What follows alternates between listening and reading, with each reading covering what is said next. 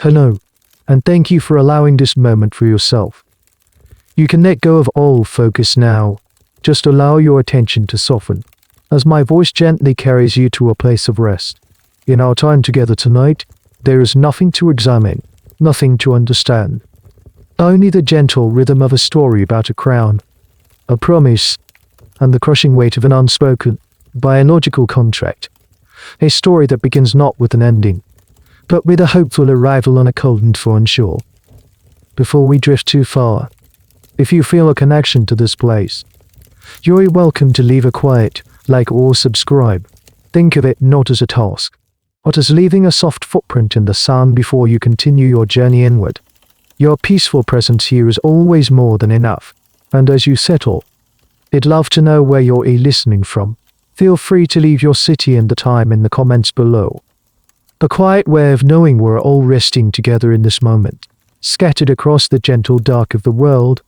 And so, find that gentle darkness in your room, perhaps with a soft blanket pulled a little closer, as we begin our slow drift into tonight's tale. The first thing you notice is the damp. It's a specific kind of cold, one that seeps into your bones. So different from the sun-baked stone of your home in Spain. You are 15 years old, and you are standing on the deck of a ship, watching the grey-green coastline of England emerge from a blanket of mist. You are a princess, an infante, the daughter of two of the most powerful monarchs in the world, Isabella and Ferdinand, and you are here to do your duty. Your entire life has been a preparation for this moment. You are not just a girl. You are a political treaty made flesh, a walking, talking piece of cord. For years, you have been betrothed to the heir of the English throne, the boy named Arthur. You've exchanged lovely, formal letters, likely written by tutors, and you studied a rather flattering portrait of him. You are to be the mother of a new line of kings, a dynasty that will unite Spain and England. It's a heavy burden for a teenager, but it's the only life you've ever known. The pressure is a familiar blanket. The journey was awful. Storms tossed your ship around the Bay of Biscay for weeks, and the English delegation that was supposed to meet you ended up in the wrong port. It's not the grand, seamless arrival you were promised. It's messy and real. But now, you are finally here. As you step onto the wet soil of England in the autumn of 1501, you are a symbol of immense hope and wealth. You come with a dowry so large it could fund a small war, a treasure trove of gold, plate, and exquisite tapestries. You are the most valuable package the kingdom has received in a generation. Your future father-in-law, the King Henry VIII, rides out to meet you. He is a man who clawed his way to the throne and is obsessed with securing his family's grip on it. He is notoriously careful with money, so the fact he is spending a fortune on your welcome ceremony tells you everything you need to know about your own importance. He breaks all sorts of diplomatic protocols by insisting on seeing you before you officially arrive in London. He just has to lay eyes on the investment. And here's a slightly strange detail from an already strange time. Because you couldn't travel to England sooner, you were actually married to Arthur by proxy a couple of years earlier. This involved a Spanish ambassador standing in for the English prince. In one of the most bizarre and legally binding rituals of the age, this ambassador, after the vows were spoken, literally laid down on a bed next to you and placed his booted leg under the covers.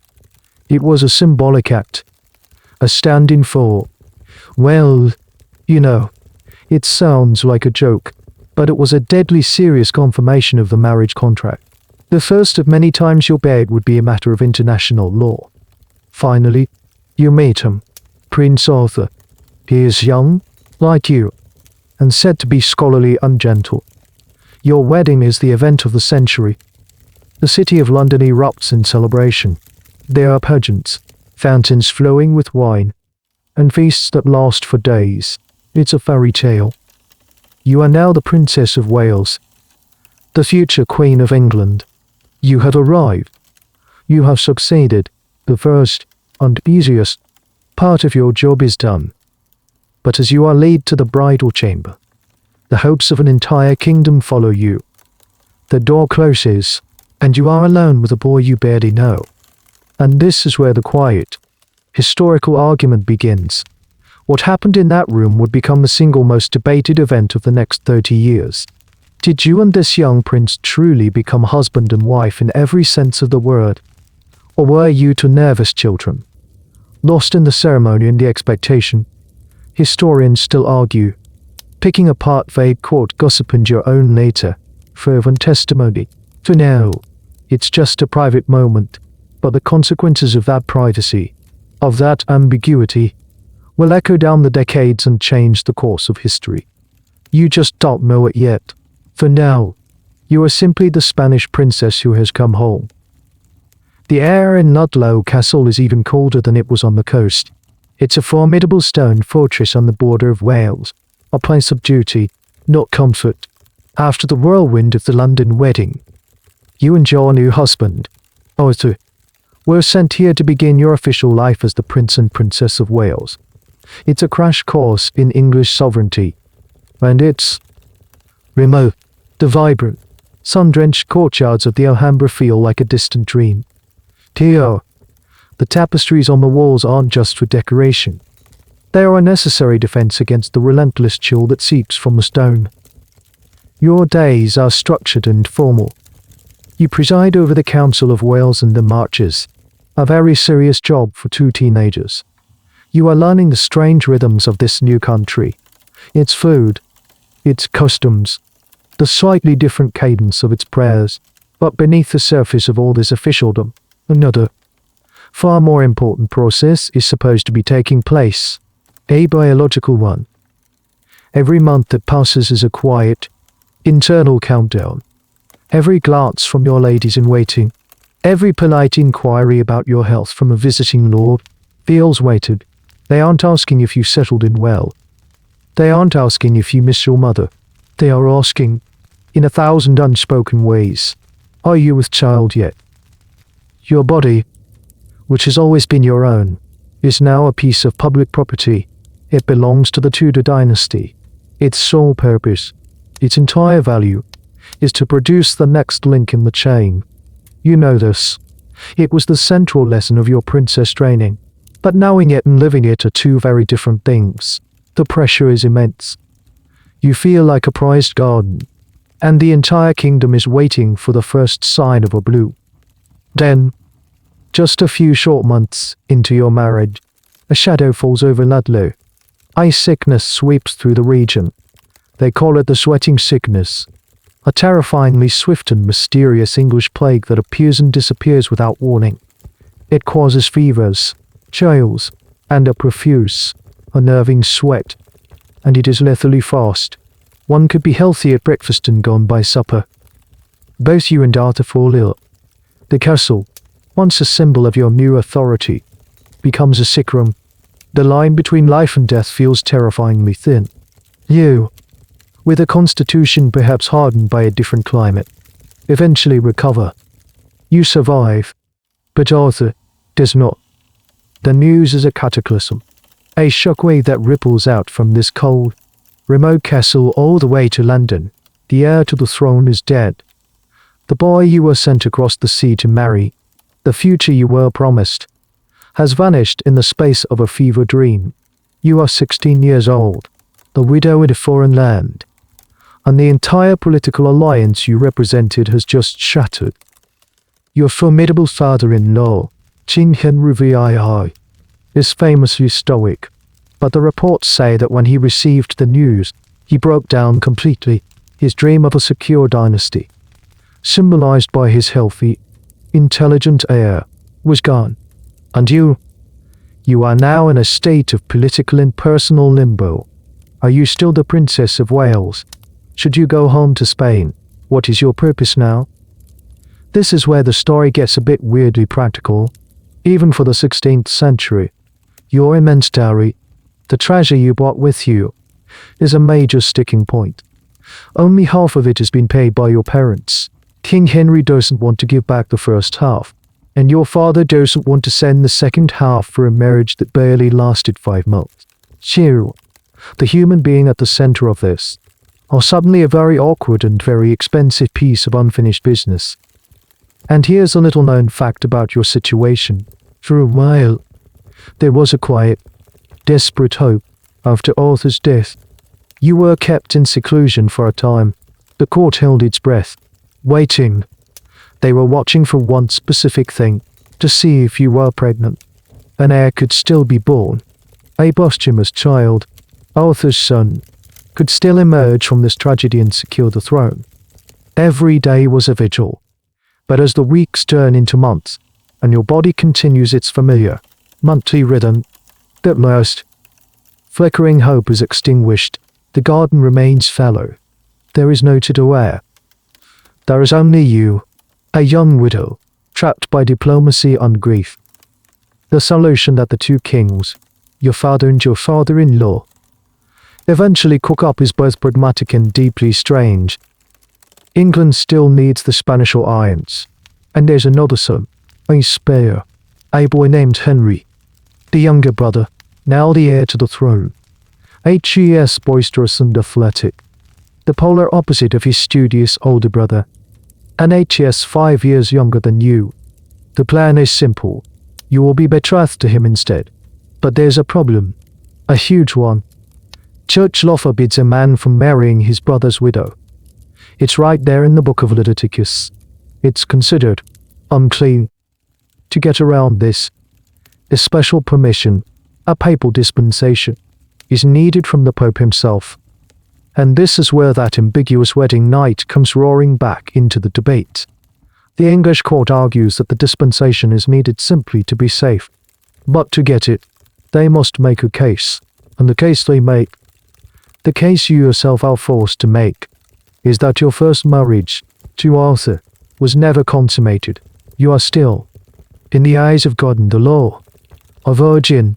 Therefore, you were not truly Arthur's wife in the fullest sense, and marrying his brother wouldn't be a sin. Historians still fiercely debate whether you were telling the literal truth or just saying what you had to say to survive. It's a question of piety versus pragmatism, and no one knows for sure. So you wait, for 7 long years. You live in England in a state of limbo. Your household is underfunded. You write desperate letters home, complaining that you can't even pay your servants. You are the Dowager Princess of Wales, the future maybe Queen of England, waiting for a boy to come of age and the Pope in Rome to grant a permission slip. All the while, the kingdom watches you, this Spanish princess who has already seen one prince to his grave. The hope you brought with you has curdled into a quiet, nervous anticipation. The clock is ticking, and the real test has not yet even begun. The years of waiting finally end. The old king, Henry VIII, a man who seemed to be made of suspicion and accounting ledgers, is dead, and in his place, a son has risen. The new king, Henry VIII, is everything his father was not. Young, handsome, charismatic, and gloriously optimistic. At 18, he is a true Renaissance prince, skilled in music, jousting, and theology. And one of the very first things he does as king is declare his intention to finally marry you. After 7 years of being a political bargaining chip living in genteel poverty, it's a dizzying reversal of fortune. You are 23. He is about to turn 18. The awkward age gap that seemed so pronounced when he was a child has now closed. He is a man, and he is determined to honor his father's dying wish and his own betrothal. He wants the Spanish alliance, yes, but by all accounts, he is also genuinely fond of you. He sees you as a sophisticated, dignified, and pious woman, the perfect queen. The papal dispensation, secured years ago, is dusted off. All the legal and theological arguments are settled. You are married at a small, private ceremony in June 1509, and a few weeks later, you are crowned Queen of England in a lavish spectacle at Westminster Abbey. The populace roars its approval. They love their dashing new king, and they love you, the constant, patient princess who has finally claimed her rightful place. The years of cold uncertainty are over. You are the queen. And with the crown comes the one, singular, all-important expectation. The pressure you felt at Ludlow Castle was a gentle whisper compared to the roar of expectation now. You are not just a wife. You are the royal wound. Your purpose, above all else, is to give England an heir, a son, a Duke of Cornwall, a Prince of Wales, another Arthur, but this time, one that will live. The court watches you with an intensity that is both suffocating and constant. Every meal you eat, every time you feel slightly unwell, every shift in your routine is noted and whispered about. And then, it happens. Within a few months of the marriage, you are pregnant. The news is met with cautious, then jubilant celebration. This is it. This is how it's supposed to work. The young, vital king and his devout queen are fulfilling their destiny. The pregnancy is a difficult one. You go into premature labor and, in a heartbreaking turn, deliver a stillborn daughter. It's a devastating blow, a private grief that is also a public failure. The court offers its sympathies, but you can feel the quiet anxiety underneath. It's all right, they seem to say. You are young. The king is young. It will happen again. And it does. In the spring of the following year, you are pregnant again. This time, everything feels different. The pregnancy progresses. Your belly grows. The entire kingdom is electric with anticipation. Henry is ecstatic, showering you with gifts on affection. He is every inch the proud, expectant father. He orders tournaments and celebrations to be prepared. This time, it will be a son. It must be. On New Year's Day. In the opulent surroundings of Richmond Palace, you go into labor. The bells of London are ready to ring. The country holds its breath. And then, you deliver a boy, a living, breathing boy. He is named Henry, Duke of Cornwall. The relief and joy are explosive. It's as if the entire nation lets out a breath it has been holding for a generation. The old king's anxieties, the trauma of Prince Arthur's death, all of it is washed away by the cries of this tiny baby. He is the future. He is security. He is proof that God favors the Tudor dynasty. And you, his mother. King Henry is over the moon. He stages the most spectacular tournament of his reign to celebrate the birth of his son. It is a festival of chivalry and excess. A massive pageant where the king himself, disguised as a loyal heart, rides in your honor. You. The queen, watched from the stands, the proud mother of the heir. You have done it. You have fulfilled your life's purpose. You have handed the kingdom its future on a silver platter. For a few glorious weeks, you are the most successful woman in England. And here's a sad, small detail of the time. Infant mortality was a brutal reality for everyone, from the poorest peasant to the richest king. But for a royal baby, the precautions were extreme. The air in the royal nursery was regulated. The number of people allowed near the child was severely restricted, and his team of wet nurses and rockers were subject to a strict regimen. There was a desperate, feverish attempt to create a sterile bubble around this priceless child. A battle against the unseen dangers of a world that didn't understand germs. Despite all the precautions, the bubble wasn't enough. Just 7 weeks after his spectacular birth celebration, the little prince, Henry, Duke of Cornwall, suddenly falls ill. His ailment is described simply as a catarrh, a cold or intestinal issue. The best physicians in the kingdom are summoned. They try all the remedies they know, herbal concoctions, prayers, careful swaddling. But the baby's health declines with terrifying speed. But then, he is gone. The joy of the kingdom turns to ash.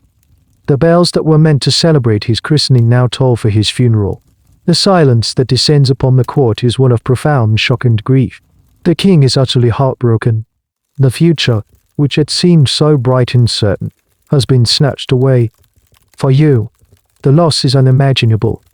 It is the grief of a mother, compounded by the crushing weight of public failure. You held the kingdom's joy in your arms, and it slipped through your fingers. The quiet, nagging question begins to surface. A whisper in the back of every honest mind, a question historians still ponder. Was this just a tragic accident?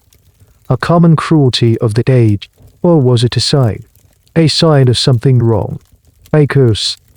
You have given the king a son, a brief, fleeting joy, and now there is only silence, and you have to start all over again. The years that follow the death of the little prince are a blur of hope and quiet despair. They become a repeating pattern, a cycle etched into the calendar of the court, the kingdom watches. And you wait. Your life is measured in pregnancies. You are the Queen of England, a respected advisor to your husband, even a capable regent who oversees a victory against Scotland while Henry is away at war. But none of that matters as much as this one, singular, biological duty. Each time you realize you are pregnant again, a cautious optimism flutters through the palace. The king is attentive, hopeful. The court buzzes with renewed speculation. Perhaps this time, this will be the one. You endure the long months of waiting, your body once again a public spectacle. Your gowns are let out. Your public appearances become less frequent. You are placed in a state of formal confinement as the date draws near. A period of quiet and prayer, surrounded only by women. It's supposed to be a peaceful, reverent time, but it feels like being a ship in a bottle, with the entire world peering in. Then comes the terror and hope of labor, followed by the devastating Anticimus, a son, born too early, who lives for only a few hours. Another boy, also born prematurely, who doesn't live at all. The sequence of events is heartbreakingly monotonous. Hope, anxiety, pain, and then grief. With each loss, the atmosphere at court subtly shifts. The initial sympathy begins to feel thinner, stretched. The public prayers for your health start to sound more like prayers for a miracle. You can feel the unspoken judgment in the air. You are a good queen, a pious woman, a loyal wife, but you are failing at your primary job. It's a strange and lonely position. You are surrounded by people, yet completely isolated in your experience. Your ladies in waiting offer comfort, but they are also the very people who report back to the court, to the king's ministers, on the state of your health, the state of your womb. Your body is a subject of national security, and your personal grief is a political crisis. Henry's reaction is a complex mixture of genuine sorrow and growing impatience. He comforts you, a pleasant experience. He weeps with you, but underneath it all, his own profound anxiety about the succession is festering. He is the Tudor king. His father fought a war to win this throne. The dynasty is still new, still fragile. Without a male heir, the kingdom could easily slide back into civil war upon his death. It's a fear that haunts him, a dynastic insecurity that starts to curdle his youthful optimism into something harder, more obsessive. And here's a slightly bizarre but revealing detail about the medicine of the time. The prevailing medical theory, based on the ancient Greek idea of the four humours, meant that the health of a child was believed to be directly linked to the balance of the parents at the moment of conception. A weak or female child was sometimes blamed on a cold or moist womb, or an imbalance in the mother's humours. So, when you kept losing children, the royal physicians wouldn't have just been looking at you with sympathy. They would have been looking at you like a scientific problem to be solved. They prescribed diets, prayers, and pilgrimages, all aimed at correcting this perceived internal, constitutional weakness. They were, in their own way, blaming you for it. This is the quiet betrayal of the body. You are doing everything right according to the beliefs of your time. You are pious. You are faithful. You follow the prescribed routines. Yet your body refuses to cooperate. It conceives, but it cannot, or will not, bring a healthy son to term. It feels like a personal failure, a divine punishment. You pray more fervently. You make religious vows. You look for answers in your faith, wondering what you have done to displease God. The question of why this kept happening is one that modern historians and medical experts have speculated on endlessly. Was it a blood incompatibility between you and Henry? Did the king carry a rare genetic condition, like McLeod syndrome, which could explain the multiple miscarriages and stillbirths in his partners? Or was it simply a tragic run of bad luck in an era of poor sanitation and limited medical knowledge? We can only guess.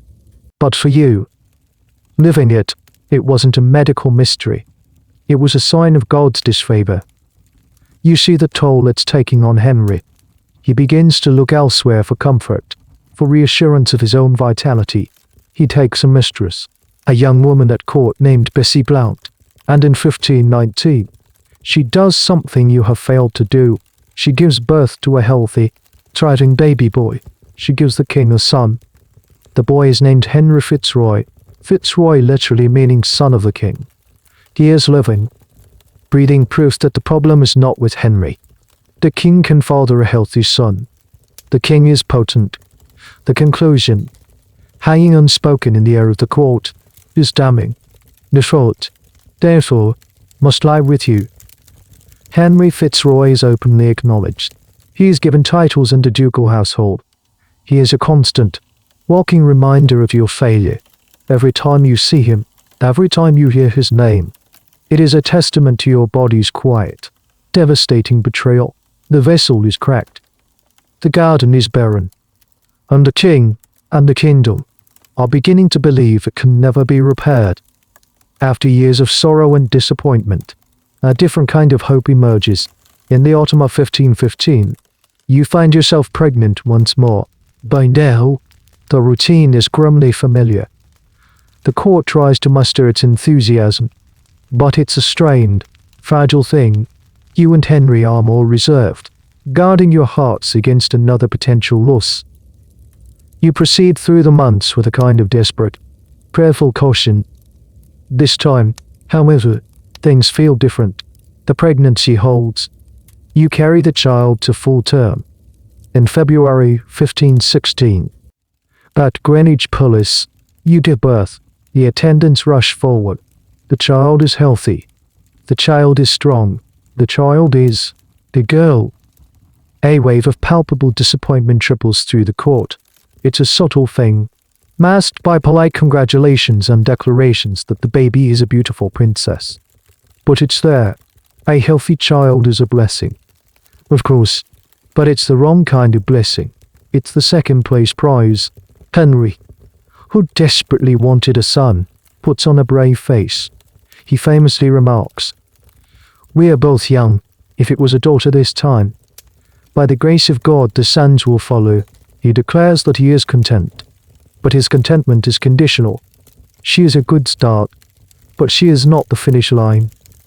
You, however, are overjoyed, after so many losses. To hold a living, healthy baby in your arms is a miracle. You name her Mary, after Henry's beloved sister. She is perfect. She is fiery and intelligent. With your dark hair and her father's reddish complexion, she is a survivor.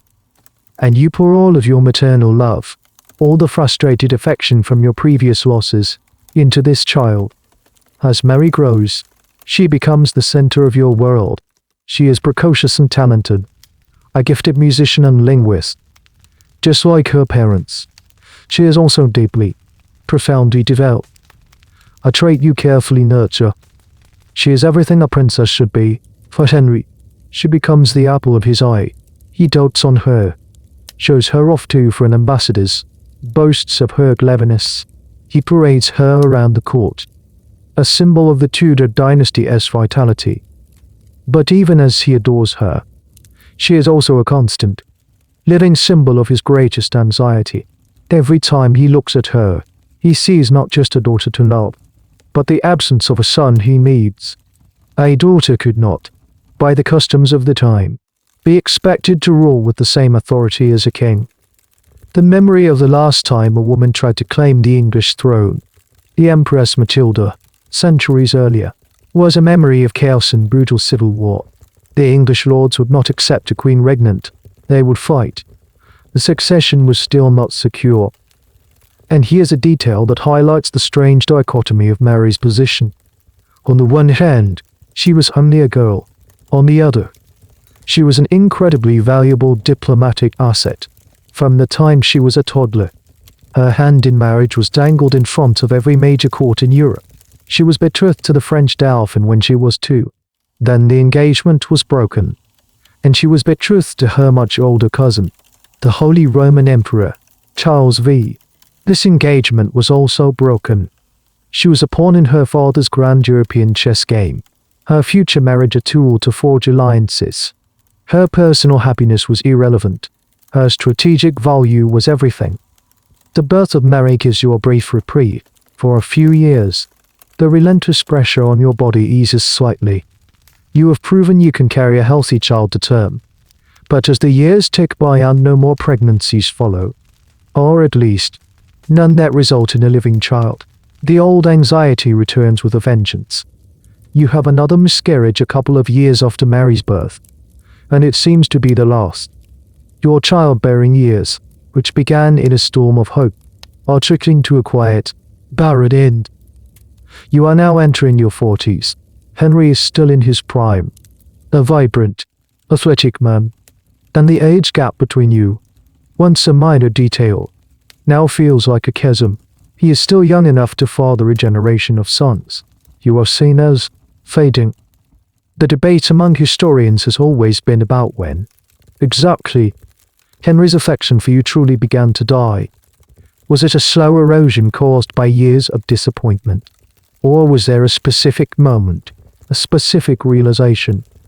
Many argue that by the mid-1520s, with you past 40 and Mary his only legitimate heir, Henry became convinced of something truly terrifying. He believed that his marriage was cursed by God.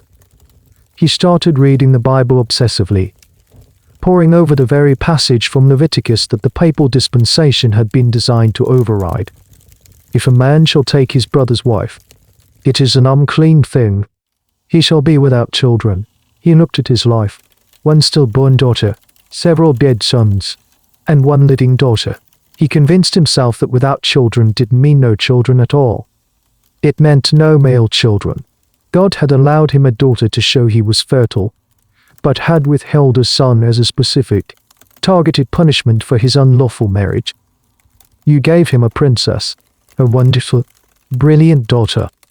But in his mind, and in the eyes of a court desperate for a secure, male succession, she wasn't enough. Her existence was not a solution. It was simply a clearer definition of the problem.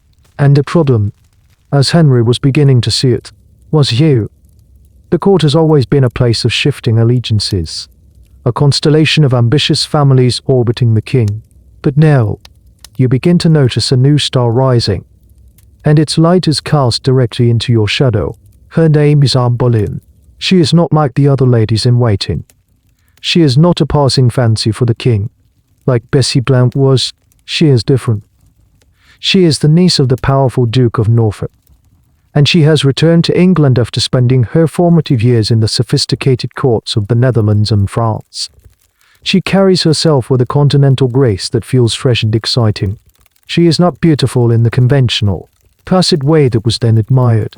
Her features are striking. Not soft. She has dark, captivating eyes, long black hair, and a wit as sharp as a stiletto. She is clever, she is stylish, and she does not suffer fools. At first, you probably don't think much of it. The king is a man of appetites. He has had infatuation as before. You have learned to endure them with a kind of regal, pained dignity. It is the queen's lot. You are his wife, his true partner. These other women are distractions. But this time, it feels different. The king's obsession with her is not a quiet affair. It's all-consuming. He writes her passionate, slightly clumsy love letters. He showers her family with titles and favor. He seems utterly bewitched. And crucially, and is playing a very different game, when the king propositions her to be his official mistress. A prestigious, if not entirely respectable, position, she refuses. It's a stunningly bold move. To refuse the king anything was dangerous. But Anne had seen her own sister, Mary Boleyn, become the king's mistress and then be cast aside when he grew bored, and would not be a temporary amusement. She held herself back, offering the king her sparkling company and her sharp mind, but not her body. She made it clear she would be his queen, or she would be nothing. This refusal, this challenge, only inflames Henry's desire. It turns his infatuation into a grand, epic quest he must have her. And since she will not be his mistress, he must find a way to make her his wife. You see all of this unfolding. You see the way he looks at her, the way he schemes to have her near him. You see her family, the Howards and the Boleyns, growing in power and influence, forming a faction at court whose entire future is staked on your removal. The whispers that were once about your barren womb are now about your replacement. And here's a slightly odd, but very human, detail of the situation. The Thoran became your rival. She was your lady-in-waiting. She served you. She handed you your gloves. She attended you in your private chambers. There was even a famous, though likely embellished, story of a card game. You were playing with Anne, and you said, upon joining the king, "My Lady Anne, you have good hap to stop at a king, but you are not like others. You will have all or none." It's a moment that drips with passive-aggressive tension. A queen gently, but pointedly, acknowledging the breathtaking ambition of her servant. The existence of Anne Boleyn changes the entire dynamic of the court. The problem is no longer just about your body's failure to produce an heir. The problem now has a face, a name, and a solution. Henry doesn't just want a son anymore. He wants a son with Anne Boleyn. She becomes the symbol of his future, of a new start. And you, by extension, become the symbol of the past, the obstacle, the barren, aging wife standing in the way of the king's happiness and the kingdom's security. This is a new kind of psychological torment. It's not just the quiet grief of miscarriage or the public pressure of a ticking clock. It is the daily, public humiliation of watching your husband court your replacement. He is still your husband. He still, on occasion, shares your bed. He still treats you with a formal, correct respect in public, but his heart and his mind are elsewhere. You are queen in name only. The real power is shifting to the slim, dark-eyed woman who has so captivated him. Historians still debate the precise nature of Anne's feelings. Was she a ruthlessly ambitious schemer who cynically manipulated the king's passion? Or was she a woman who was genuinely in love, caught up in a situation that spun far beyond her control? The truth is likely somewhere in between. She was certainly ambitious, but she was also a product of a court where a woman's only path to power was through a man. She played the game with the hand she was dealt, and she played it brilliantly. For you, however, she is not a complex historical figure. She is a shadow in the court that has grown and grown until it threatens to eclipse you entirely. She is the living embodiment of your greatest fear. The king no longer just believes his marriage is cursed. He now believes he has found the cure. And you are the disease that must be purged. The king's great obsession now has a name, the Great Matter, a deceptively simple term for a process that will upend the entire kingdom. Henry is no longer just complaining about his lack of a son. He is now actively seeking a way to officially end his marriage to you. But in the 16th century, you can't just get a divorce.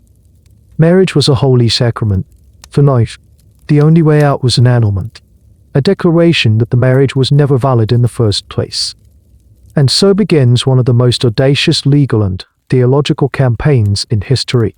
Henry's entire argument rests on that old, troublesome verse in Leviticus.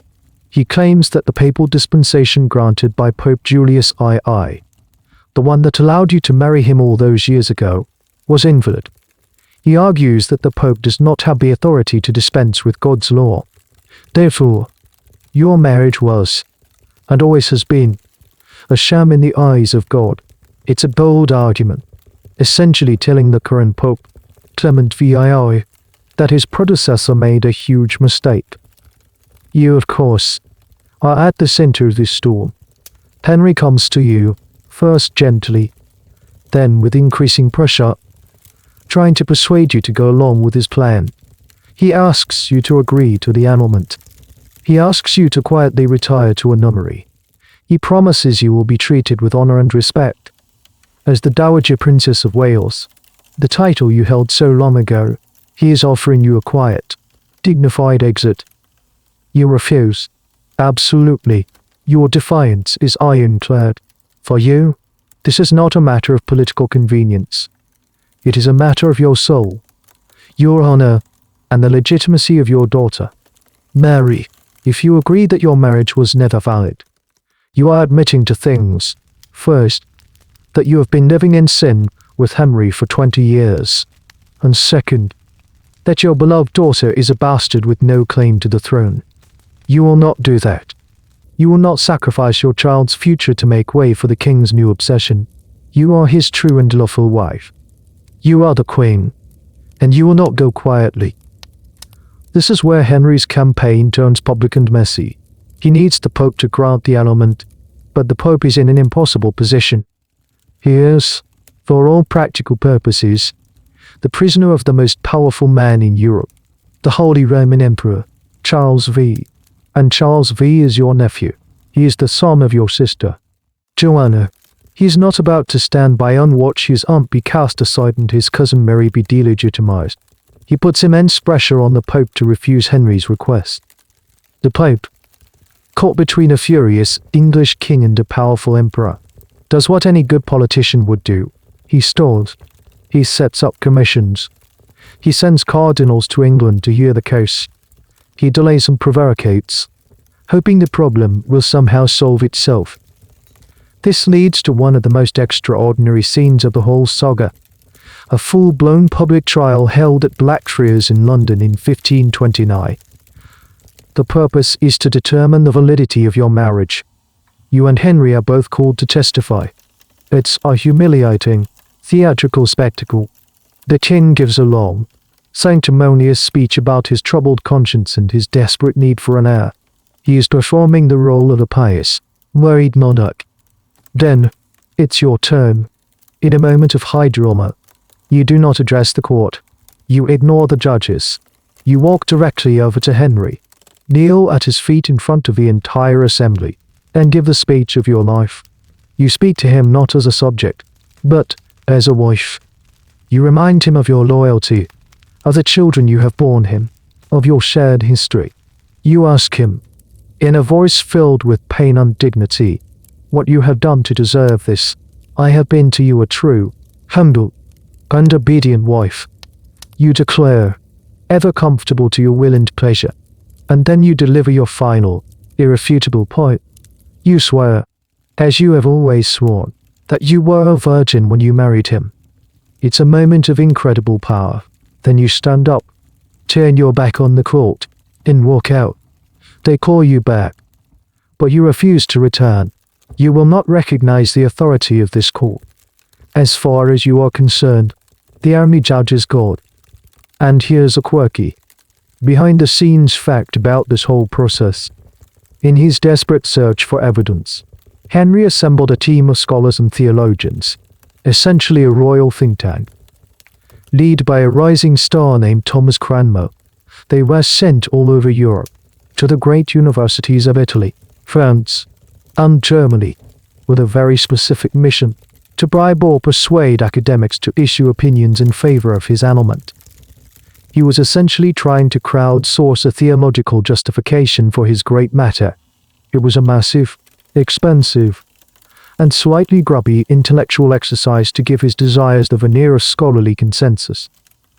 Your powerful stand at Blackfriars wins you enormous public sympathy. The common people of England adore you. They see you as a wronged, pious queen being cast aside for a home-wrecking social climber. They cheer for you in the streets and hiss at Anne Boleyn. But popular opinion means very little to a king who believes he is on a mission from God. When the Pope ultimately fails to give him what he wants, Henry makes a momentous decision. If the Church in Rome will not give him his annulment, then he will break with the Church in Rome. He will sever 1,000 years of English history and religious tradition. He begins the slow, deliberate process of making himself the supreme head of a new, English church. He turns his theologians and ministers into political pawns, forcing them to draft laws that transfer all religious authority from the Pope to him. He is not just rewriting his own marriage certificate.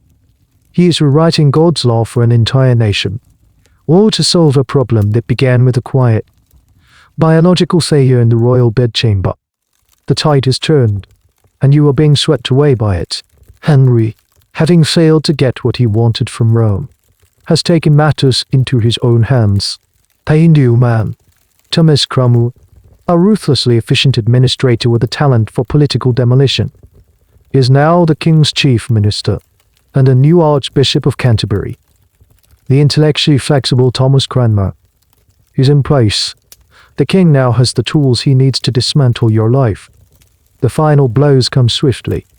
In 1531, you are formally separated from the king and ordered to leave the royal court.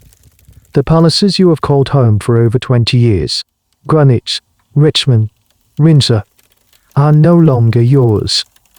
You are sent away to a succession of smaller, more remote manor houses. The message is clear.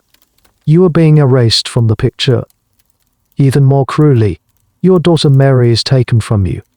Henry forbids you from seeing her, believing that you will only harden her defiance against him. You are allowed to write to each other, and you do, in secret, smuggled letters full of love and encouragement. But you will never see your daughter again. It is a calculated act of cruelty, designed to break your spirit. It does not work. You remain utterly defiant. When royal officials come to you and demand you acknowledge the king's new title as Supreme Head of the Church of England, you refuse. When they address you as the Dowager Princess of Wales, you calmly correct them. I am the Queen, the king's true wife. You cling to your title and your truth with a tenacity that infuriates the king and inspires your supporters. You are moved from house to house, to Moor, Buckton, Kimbleton Castle. Each move takes you further from the center of power, to damper, less comfortable lodgings. Your household is reduced. Many of your loyal English servants are dismissed, replaced by staff who are essentially your jailers. You are living under a form of house arrest.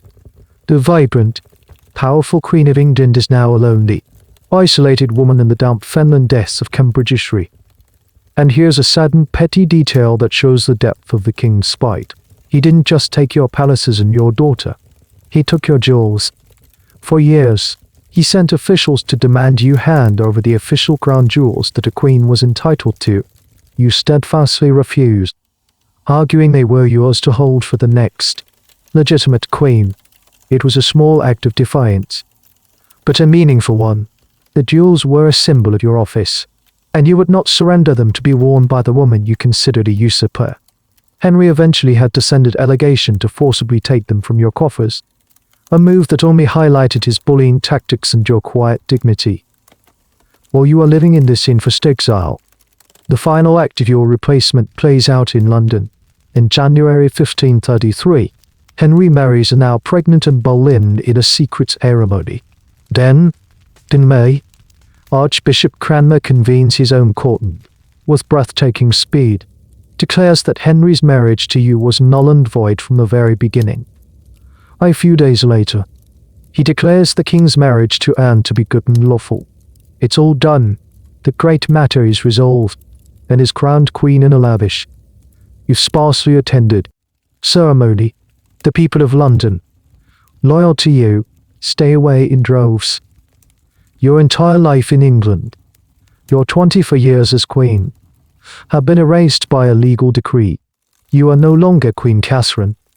You are, in the eyes of the English law, the Dowager Princess of Wales, a title you haven't held since you were a teenager. Your daughter Mary is officially declared illegitimate and is now referred to at court as the Lady Mary. The news is delivered to you at Buckton, a gloomy, moated house that feels more like a prison than a home. You refuse to accept it. You continue to refer to yourself as the Queen. You have your servants address you as Your Majesty. You are holding on to the truth of your own life, even as the state is trying to legislate it out of existence.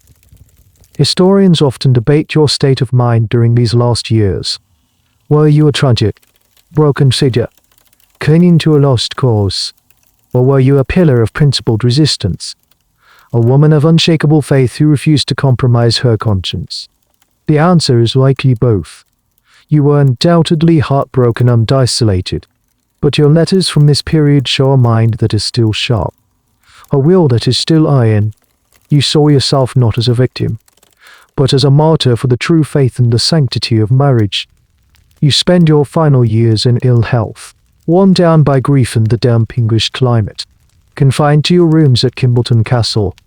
You spend your days in prayer, your only comfort being letters from your daughter and the support of your few remaining loyal attendants, including your sympathetic Spanish ambassador. You have been cast aside, but you are not broken.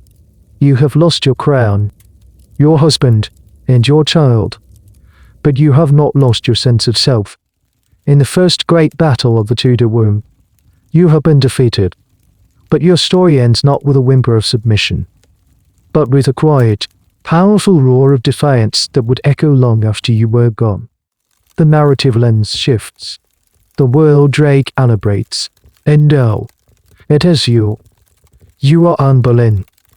You are no longer the shadow in the court. You are the sun itself. You have played the most dangerous game imaginable, and you have won. You are the Queen of England. It's a dizzying, triumphant moment. You have waited for this for nearly 7 years. You endured the whispers, the insults, the glares of the common people who called you a witch and a concubine. You held the most powerful man in the kingdom at arm's length, a feat of incredible self-control and strategic brilliance. You have watched as he tore his kingdom from its ancient religious foundations, all for you. The power you now hold is immense. You are crowned in June 1533, in a magnificent ceremony. But even in this moment of ultimate victory, there are unsettling signs. The crowds in London are sullen in spots. They don't cheer for you. They mutter their support for the good Queen Catherine. You are the victor, but you are not beloved. It's a bitter pill to swallow. But you have the one thing that matters more than public affection. You have the king. And more importantly, you are pregnant. This is the entire point of the exercise. The whole national upheaval was predicated on one single promise, that you would give Henry the son that Catherine could not. Your belly is not just a sign of your fertility. It is the justification for a revolution. The pressure is beyond anything Catherine ever experienced. Her failure was a slow, creeping tragedy over 2 decades. Your success must be immediate and absolute. You have to deliver. There is no grace period, no room to error. The king has wagered his kingdom and his soul on you. You cannot fail. As your pregnancy progresses, the anticipation at court is feverish. Astrologers and physicians predict a boy. The king is confident. He has broken God's curse by shedding his illicit wife. Surely, God will now reward him with a son from his true, lawful marriage. Everything is prepared for the birth of a prince. A magnificent tournament is planned. A letter announcing the birth of a male heir is even drafted, with just the date left blank. In September 1533, at Greenwich Palace, you go into labor. The court holds its breath. The king waits anxiously. And then, the baby is born. Healthy, strong, red-haired, and a girl. It is, without exaggeration, a national anticlimax. The disappointment is crushing. Henry cancels the celebratory tournament. He tries to put on a brave face, just as he did with Mary's birth. But his frustration is obvious. He had promised the kingdom a prince, and you had delivered another princess. It's a catastrophic start to your reign as the nation's designated incubator. The baby is named Elizabeth. You, of course, love her. You are a doting, if sometimes impatient, mother. But you know, with a chilling certainty, that your position is not secure. A daughter is not enough. You have simply repeated Catherine's mistake. Now the clock that ticked for her is ticking for you, only much, much faster. And here's a small, revealing detail about your new life as queen. You had a reputation for being a demanding, and sometimes sharp-tongued, mistress of your household. You insisted on a high degree of religious piety among your ladies-in-waiting, giving them all prayer books with your own coat of arms on them. But you also had a famously quick temper.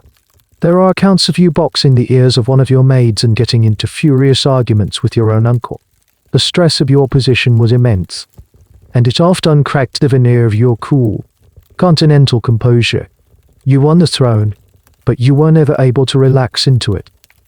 You are now in the exact same position as your predecessor, but with none of the advantages she had.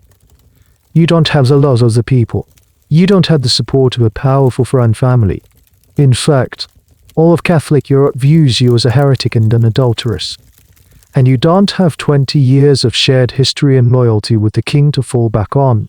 All you have is the king's passion, and you know how quickly that can cool.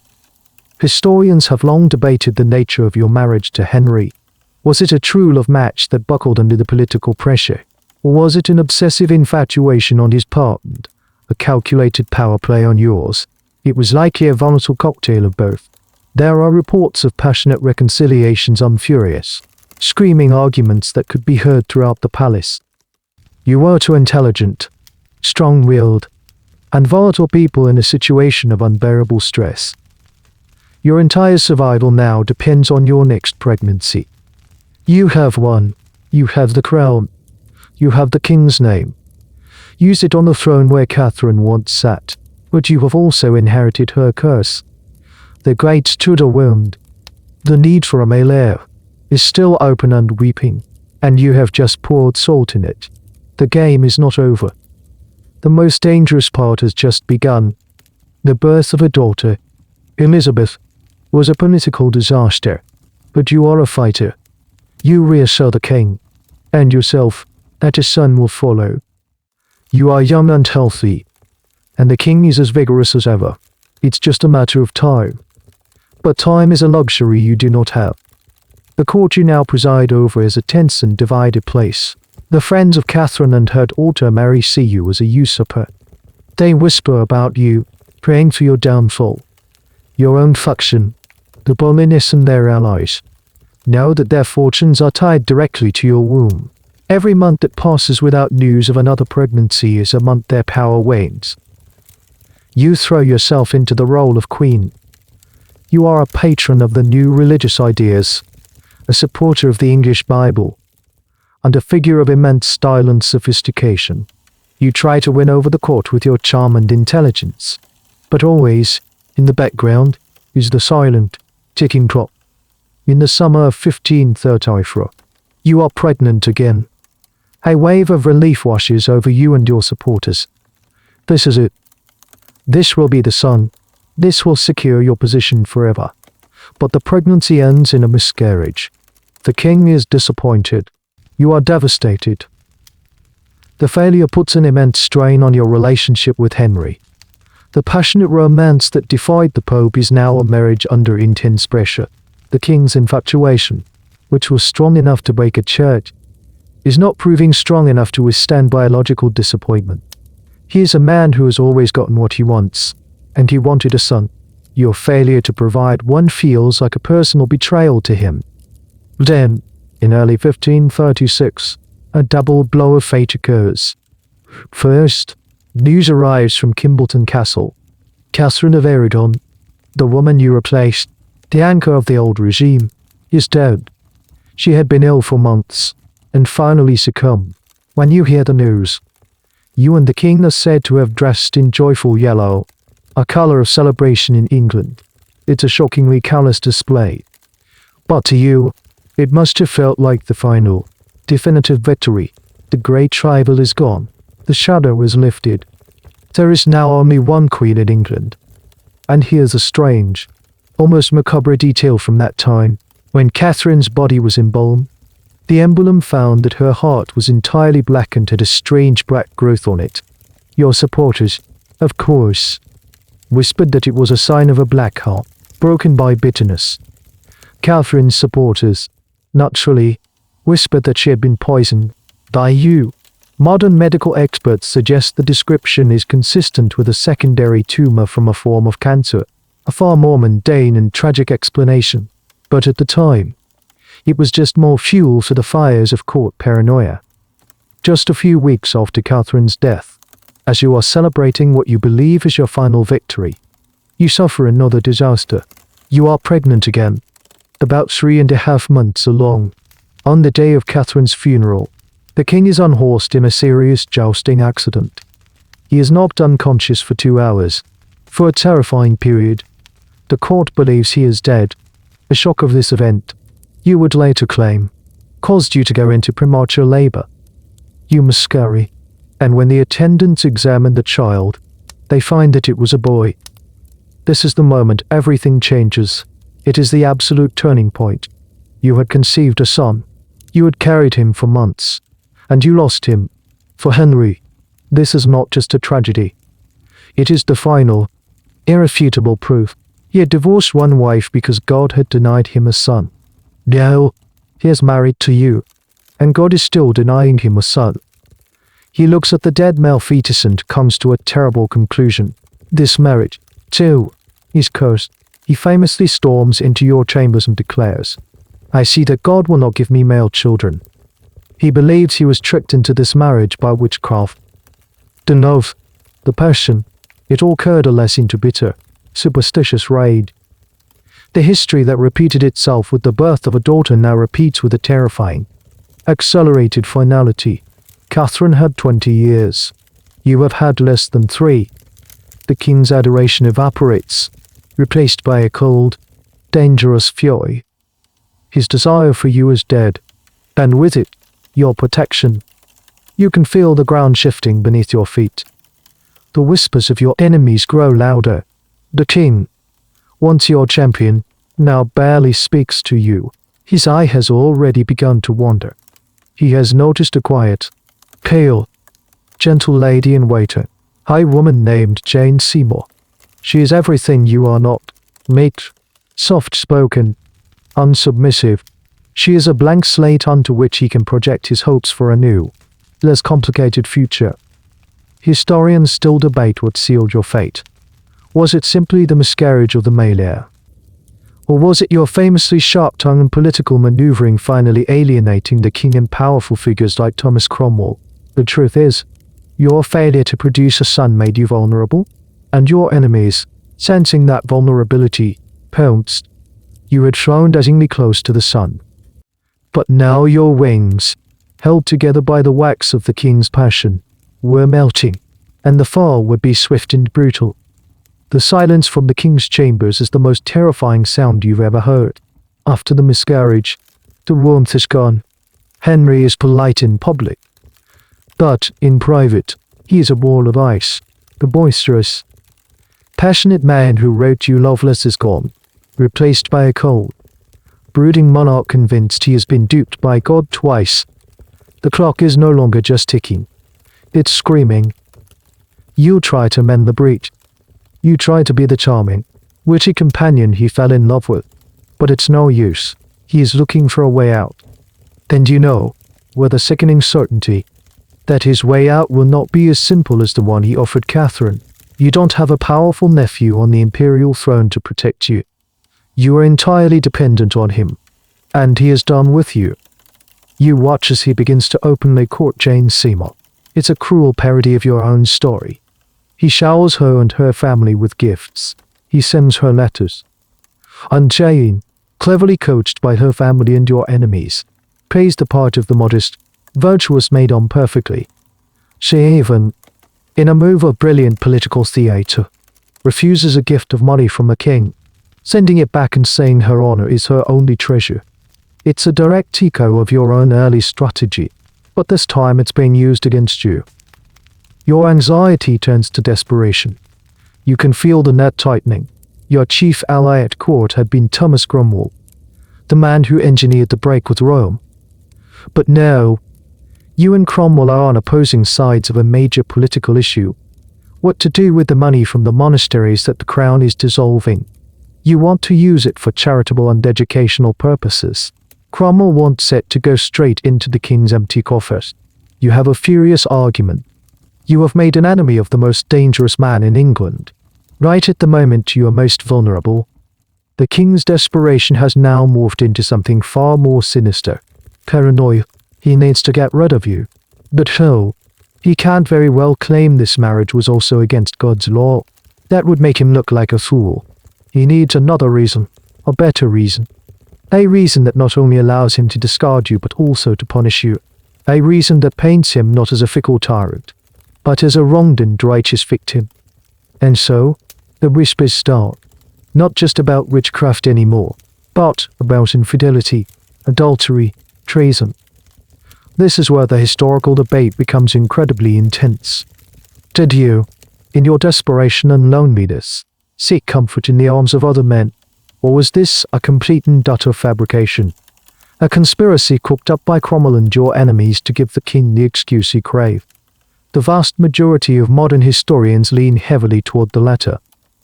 The charges that would soon be brought against you were too convenient, to me, and too perfectly timed to be anything but a frame-up. But to you, living it, the distinction is meaningless. The air grows thick with suspicion. You notice that your conversations are being listened to. Your ladies-in-waiting seem nervous. Men in your social circle, musicians and courtiers you've known for years, are being watched. Here's a small, chilling detail that illustrates the atmosphere of fear. One of the men who would soon be accused with you was a court musician named Mark Smeaton. Unlike the others, who were all aristocrats, Smeaton was a commoner. He was a talented performer whom you had taken notice of unfavored. He was ambitious and perhaps a little foolish. He was the perfect weakling. He was arrested quietly, without a warrant, and taken to Thomas Cromwell's house.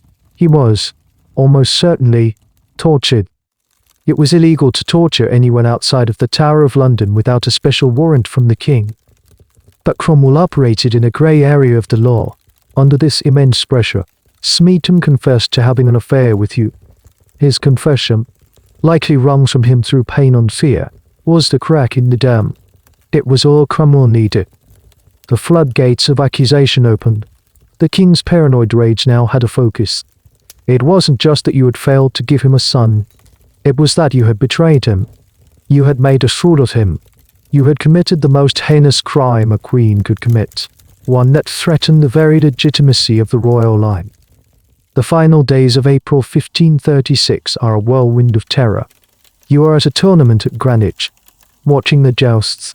The king receives a message. His face darkens. He rises abruptly and leaves without a word to you. You will never see him as a free woman again. The next day, royal commissioners arrive to question members of your household, friends and courtiers you have known for years, including your own brother, George Boleyn, are arrested and taken to the Tower. The charge, adultery with the Queen. And because the Queen is the symbolic wife of the nation, adultery is treason. You are still, for a few terrifying hours, in a state of confused disbelief. This cannot be happening. It's a mistake, a joke, a test of some kind. But then the barge comes for you.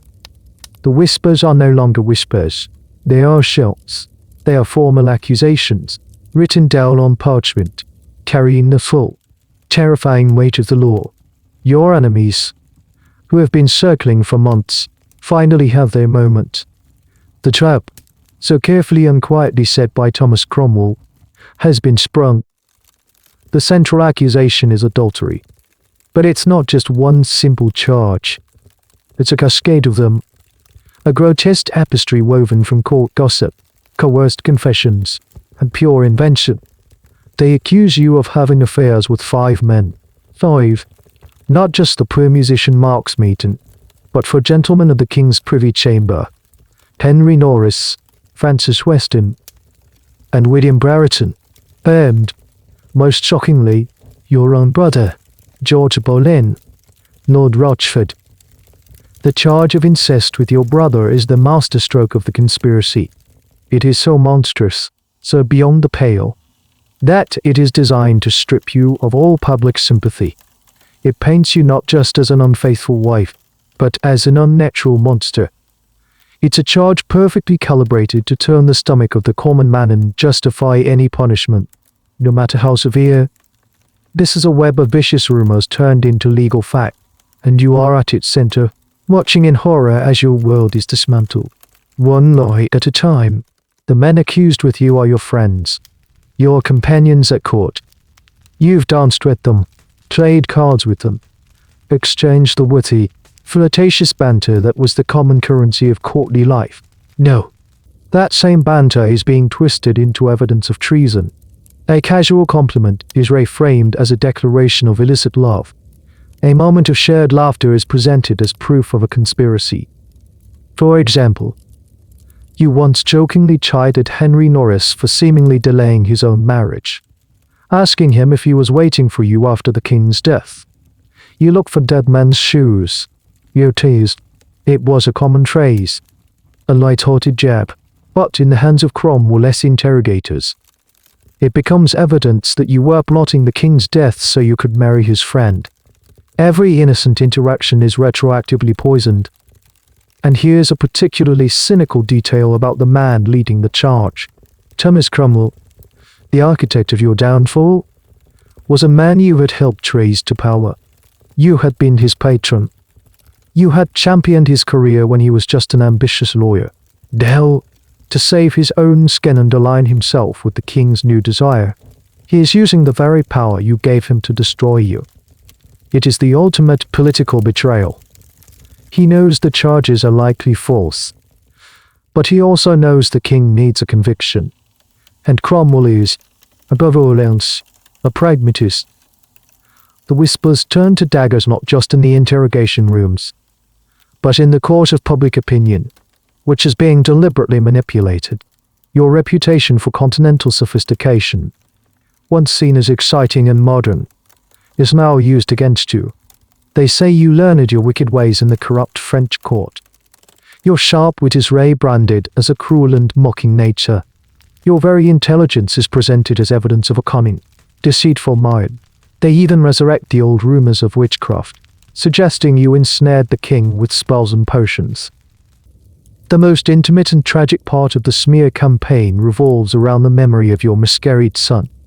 The narrative is now twisted to suggest that the fetus was deformed, monstrous, proof of the unnatural, incestuous union that created it.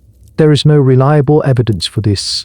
It's pure, malicious propaganda designed to horrify and disgust. It takes your most profound personal tragedy and turns it into a weapon against you. You can feel the utter hopelessness of the situation. How do you defend yourself against a whisper? How do you disprove an accusation that is based on nothing but insinuation and coerced testimony? Your accusers don't need real proof. They have the confession of one terrified musician and the full backing of a king who wants you gone. The historical debate he recent about your guilt, as most historians agree you were innocent of these specific charges, but about the mechanics of the plot. Was Cromwell the sole author of this elaborate frame-up, presenting it to a willing king, or was Henry himself the prime mover, ordering Cromwell to find a way, any way, to get rid of you? The consensus leans towards a collaborative effort, the king's rage and paranoia providing the fuel, and Cromwell's cold, legalistic brilliance providing the engine of destruction. You are isolated, your friends are in chains, and your family is powerless to help. Your father, Thomas Boleyn, in a desperate act of self-preservation, even sits on the committee of peers that will condemn his own children. The daggers are not just being thrown by your enemies, they are being wielded by those you once trusted. The web is complete. All that is left is for the spider to descend. The day begins like any other in the gilded cage of the royal apartments at Greenwich. But the heirs stick with a dread you can't quite name. Then, the Duke of Norfolk, your own uncle, arrives, accompanied by other members of the King's Council. Their faces are grim. There is no deference in their posture, no warmth in their eyes. They are not here to consult with their queen. They are heroes, agents of the state.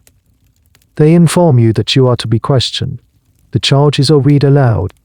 Adultery, incest, treason. The words hang in the air, absurd and monstrous. You laugh at first, a laugh of pure, shocked disbelief.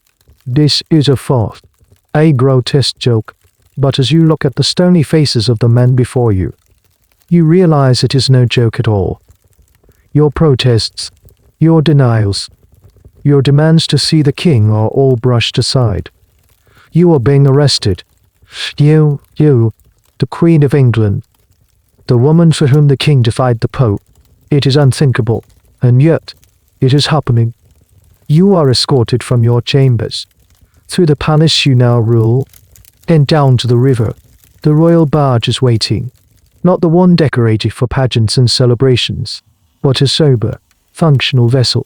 As you are led onto it, you see the faces of the courtiers you pass. Some look away, afraid to meet your eye. Others watch with a kind of morbid, fearful curiosity. No one helps you. No one speaks for you. You are utterly alone. The short journey up the River Thames to the Tower of London is the longest journey of your life. The familiar London skyline. The city you entered as a triumphant new queen now seems alien and menacing. The tower looms ahead. Its white stone walls a symbol not of royal power, but of finality. It is a palace, a fortress, and a prison, and you know which of its functions you are here to experience. As the barge passes under the arch of Traitor's Gate, the infamous water entrance to the tower, a wave of cold dread washes over you. This is the entrance reserved for enemies of the state. You are being brought in not as a queen to be housed, but as a prisoner to be held. When you step off the barge onto the stone steps, the constable of the tower, Sir William Kingston, is there to receive you. He is a grim, dutiful man. You fall to your knees on the cold stones, overcome with a mixture of fear and disbelief. "Mr. Kingston," you ask, your voice trembling. "Shall I go into a dungeon?" He replies, "No, madam. You shall go into your lodging that you lay in at your coronation." The cruelty of this is almost poetic. They are housing you in the very same royal apartments you occupied in the days before your coronation, the peak of your triumph. The rooms where you prepared to receive your crown are now your cell. It's a deliberate, psychological torment, a reminder of how far and how fast you have fallen. Once inside, your composure, which has been stretched to its breaking point, finally shatters. You alternate between hysterical laughter at the absurdity of the charges and fits of weeping. Sir William Kingston, your jailer, is tasked with recording everything you say. He has spies among the ladies assigned to you, who report every desperate, rambling utterance back to Cromwell. Your grief and your fear are being weaponized, sifted for any word that could be twisted into a confession. Here's a small, heartbreaking detail from Kingston's reports. In your distress, you kept asking about the other prisoners. Your brother, Henry Norris, Mark Smeaton. I am sure of this. "Mr. Kingston," you said, "that Norris will not incriminate me. And Smeaton, he was not in a chamber with me, but he was in the room at Winchester." You are mentally retracing your steps, trying to understand how these innocent moments could have been so monstrously distorted. You are trapped in a nightmare, and you are trying to find the logic in it, not yet realizing there is none. Your trial, and the trials of the 5 men, is a foregone conclusion. It is political theater of the highest order. The men are tried first.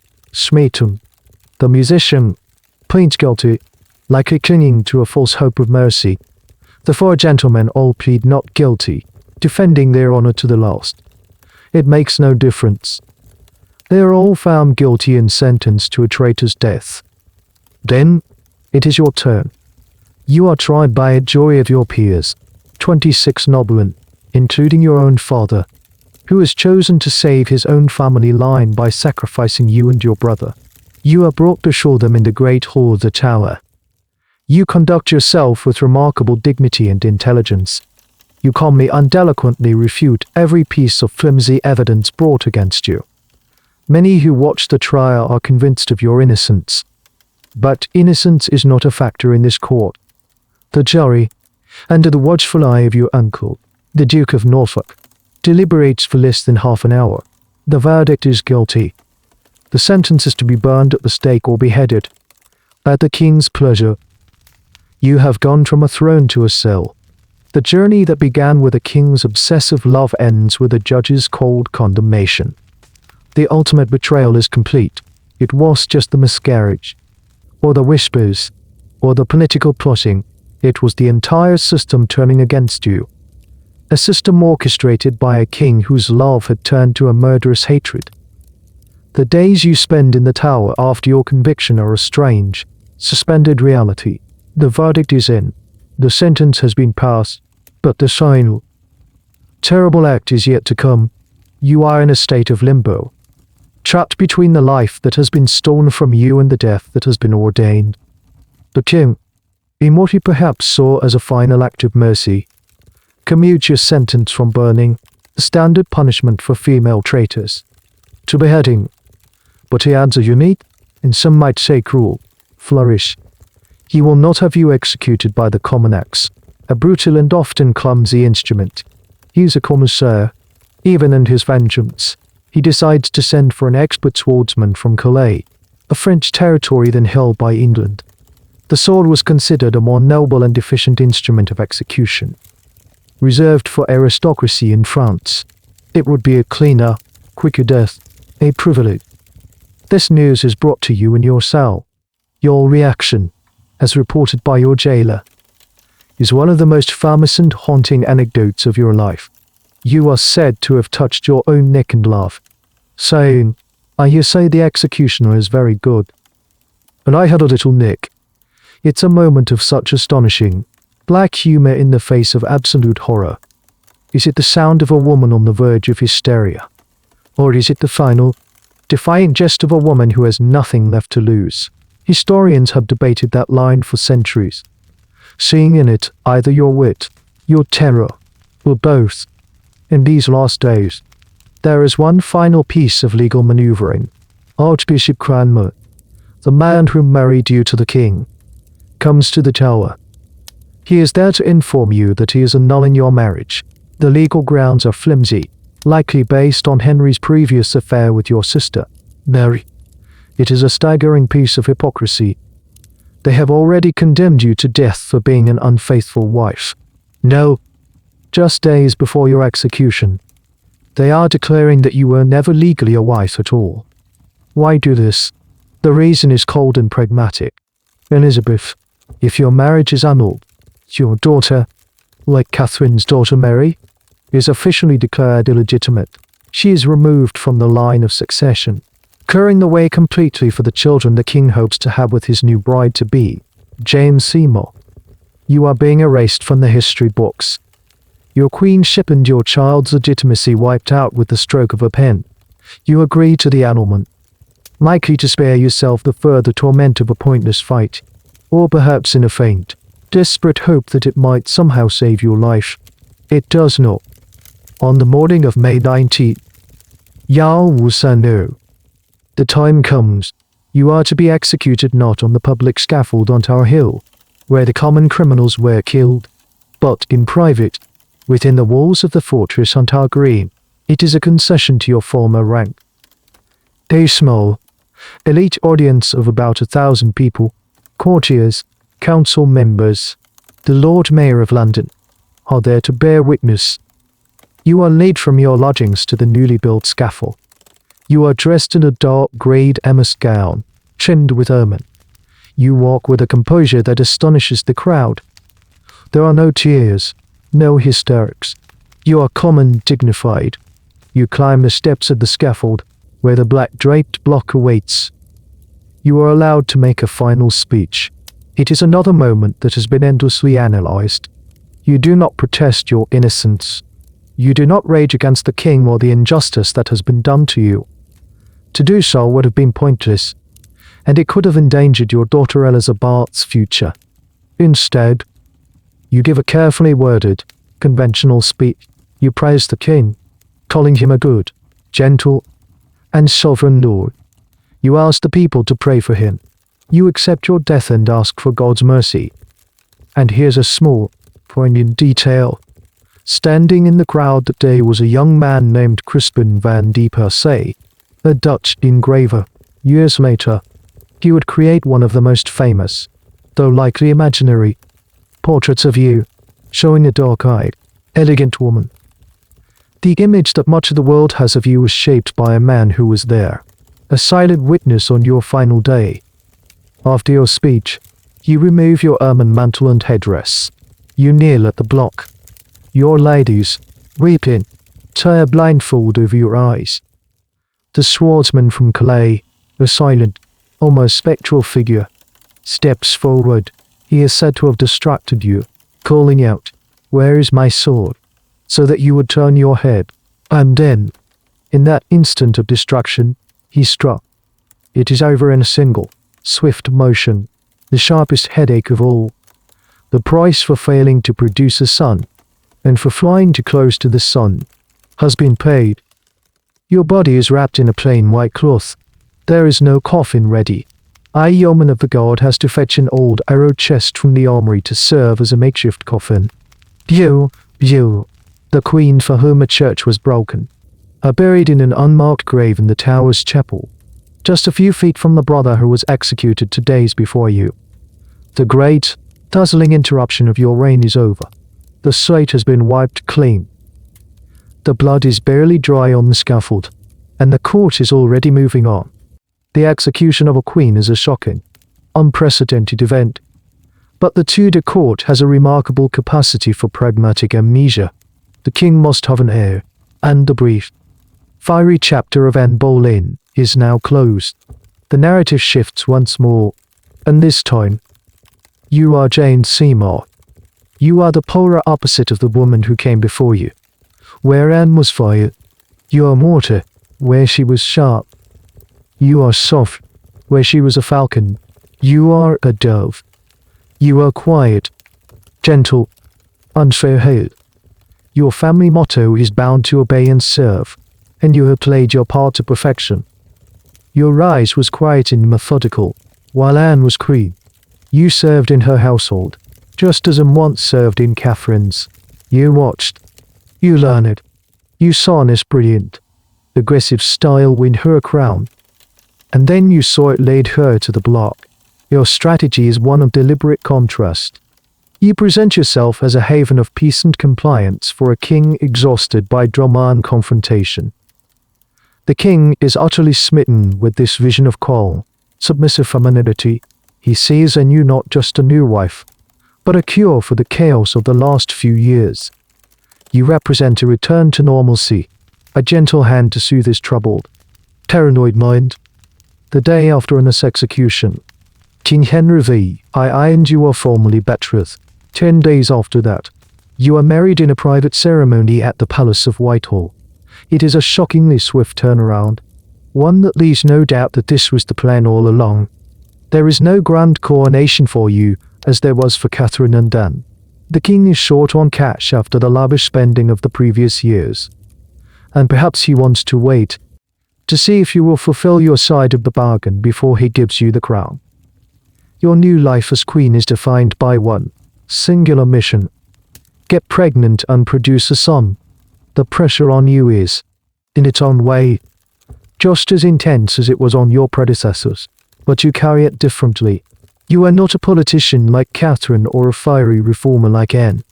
You are a domestic creature, focused on creating a peaceful, orderly court. You immediately set about undoing Anne's influence. You ban the fashionable, but in your view, to revealing, French-style gowns that Anne and her ladies favored. You insist on a more modest, traditional English style of dress. The court becomes a quieter, more sober place under your rule. It's a deliberate cleansing of the palate. And here's a detail that reveals your quiet, but firm, character. While you were publicly the soul of submission, you were also a devout Catholic at heart, and you were sympathetic to the plight of the king's first daughter, the Lady Mary. You gently but persistently advocated for her, urging Henry to reconcile with his estranged child. You placed Mary's portrait in a prominent position and spoke of her warmly. It was a risky move, as Henry's temper regarding his daughters was famously explosive. But your gentle persuasion worked. Eventually, Mary was pressured into formally accepting her father as the head of the church and her own illegitimacy, and she was welcomed back to court. You helped to heal a rift that had only widened. You are a peacemaker. But your primary role remains biological. The entire kingdom is watching your belly. The king, now in his mid-40s and increasingly unhealthy, is desperate. His legacy, the security of his dynasty, all hangs on you, Montespan. The court waits, and you, no doubt, pray. The historical debate around you often centers on your personality. Were you truly the meek, gentle creature of legend? Or was that a carefully constructed persona, a mask of submission hiding a shrewd and ambitious mind? The Seymour family was notoriously ambitious. They coached you. They guided you. They used your quiet demeanor as a strategic tool to capture the king. You were likely not a simple pawn, but a willing and intelligent participant in your family's rise to power. You understood the game. You just chose to play it with different pieces than Anne Boleyn did. In early 1537, the news the whole of England has been waiting for finally arrives. You are pregnant. The court erupts in cautious joy. The king is ecstatic and obsessively protective. He caters to your every whim. When you develop a craving for quail, he has them sent from Calais and Flanders just for you. Nothing is too good for the vessel carrying the hope of the Tudor dynasty. As the pregnancy progresses, prayers are ordered in every church across the kingdom. The nation once again holds its breath. There have been so many false dawns, so many tragic losses.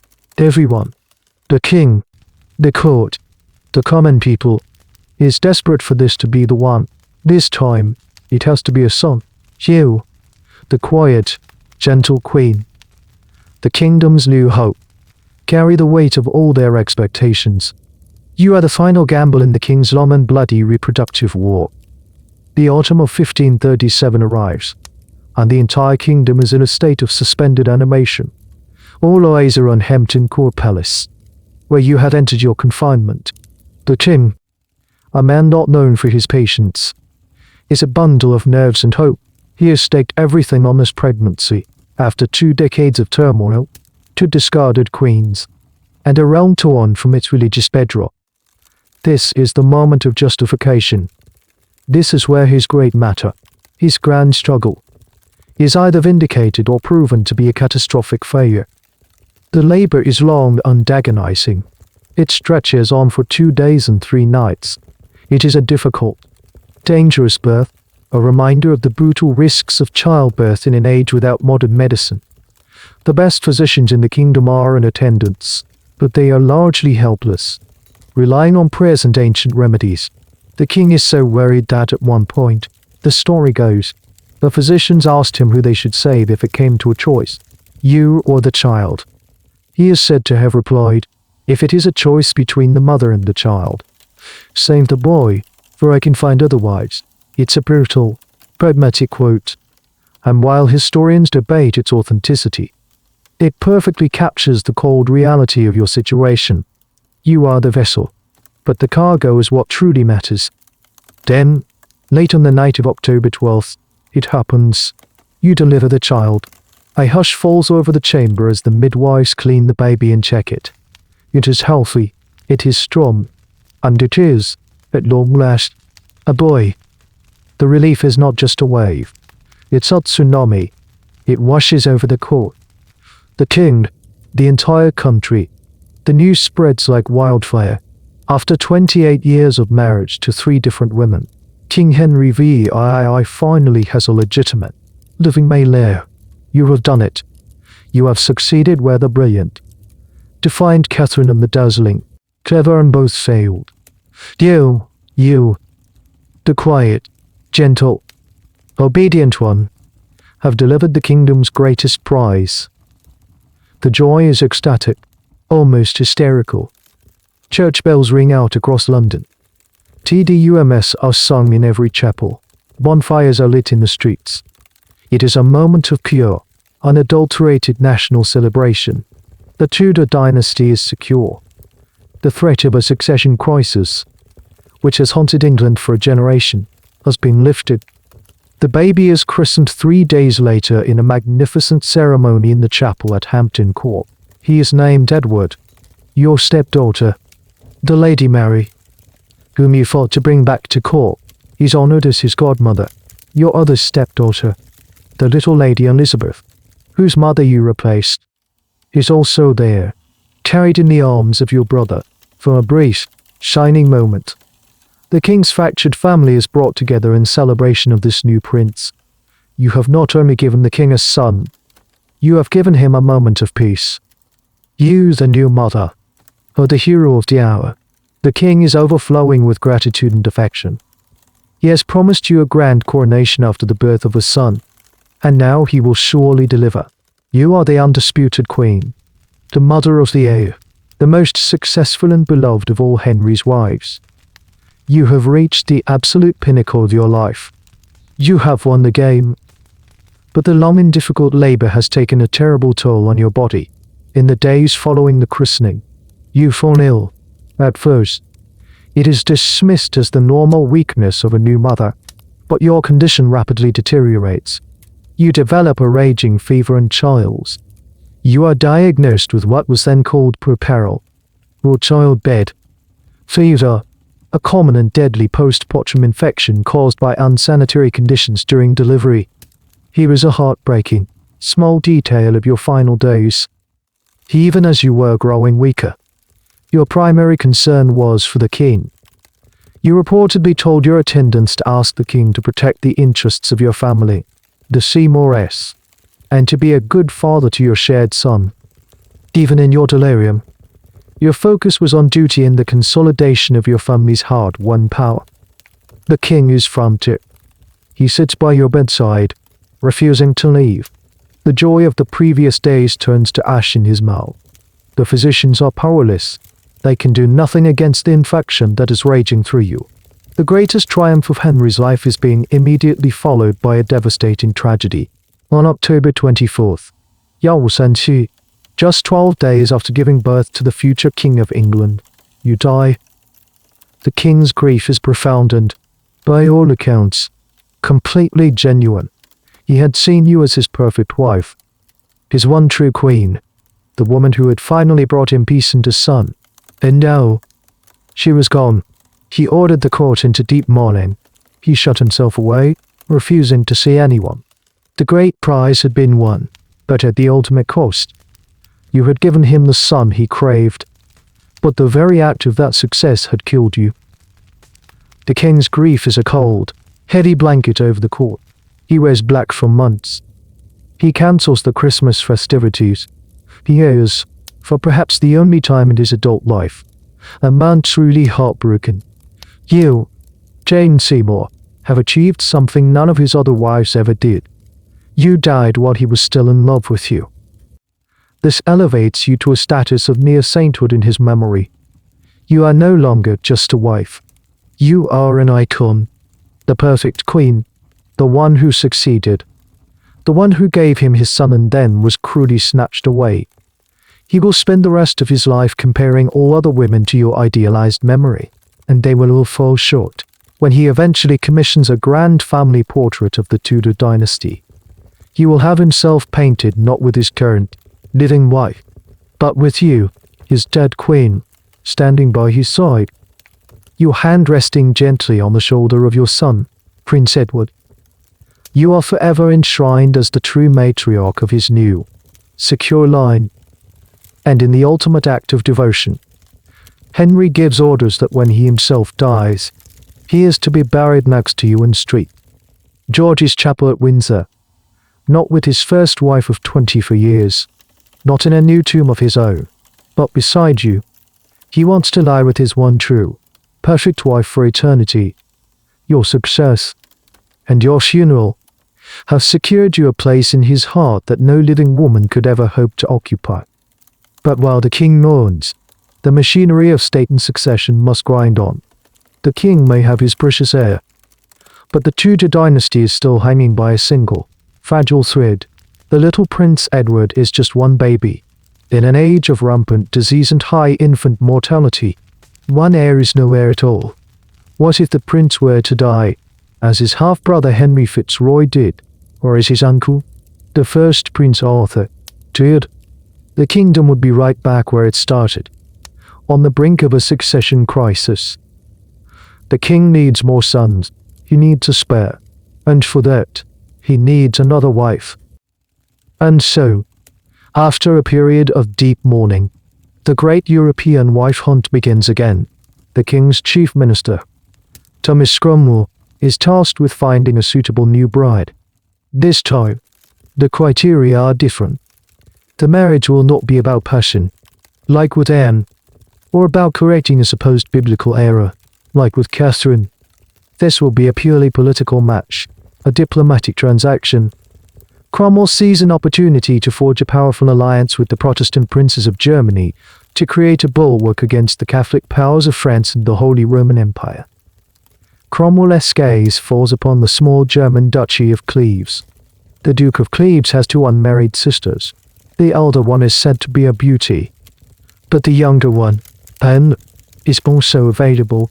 The problem is, there are no reliable portraits, and Henry, a man who prides himself on his good taste, refuses to commit to a bride he has never seen. This is where the court painter, Hans Holbein the Younger, is dispatched. He is sent on a high-stakes diplomatic mission to paint the sisters of Cleves and bring back their portraits so the king can go window shopping for a new queen. Holbein is in a tricky position. He needs to create a realistic likeness, but he also needs to flatter his subject just enough to please his very demanding royal client. It's a delicate balancing act. He paints both sisters, but it is the portrait of the younger one, Anne, that catches the king's eye. The portrait shows a pleasant-looking young woman in elaborate, high-necked German attire that conceals her figure. Her face is serene, her expression gentle. She looks suitable. Based on this painting and Cromwell's enthusiastic reports about the Ciel-Evian alliance, Henry agrees. The marriage treaty is drawn up. The deal is done. The king has chosen his fourth wife based on a 2D image and a geopolitical strategy. And here's a quirky detail of the negotiation process. One of the sticking points was Anne of Cleves' appearance. The French ambassador, who was trying to sabotage the German alliance, Ky reported back to his king that Anne was no beauty and was rumoured to be marked by smallpox. This gossip made its way back to Henry, who became obsessed with knowing if it was true. Cromwell had to send frantic, secret inquiries to his agents in Germany, asking for detailed descriptions of her face. It's a reminder that even in the highest matters of state, petty gossip and personal vanity played a huge role. You, the ghost of the perfect Queen Jane, loom over this entire transaction. Henry isn't looking for love. He tried that, and it ended in chaos and bloodshed. He is looking for a respectable, healthy, Protestant womb to provide him with another son or two. He is looking for a new Jane, and in the flat, present, two-dimensional image of Anne of Cleves, he thinks he may have found her. The stage is set for the arrival of the next queen, a woman chosen by proxy to fill the void you left behind. The kingdom waits, hoping this diplomatic solution will bring stability, not another round of royal drama.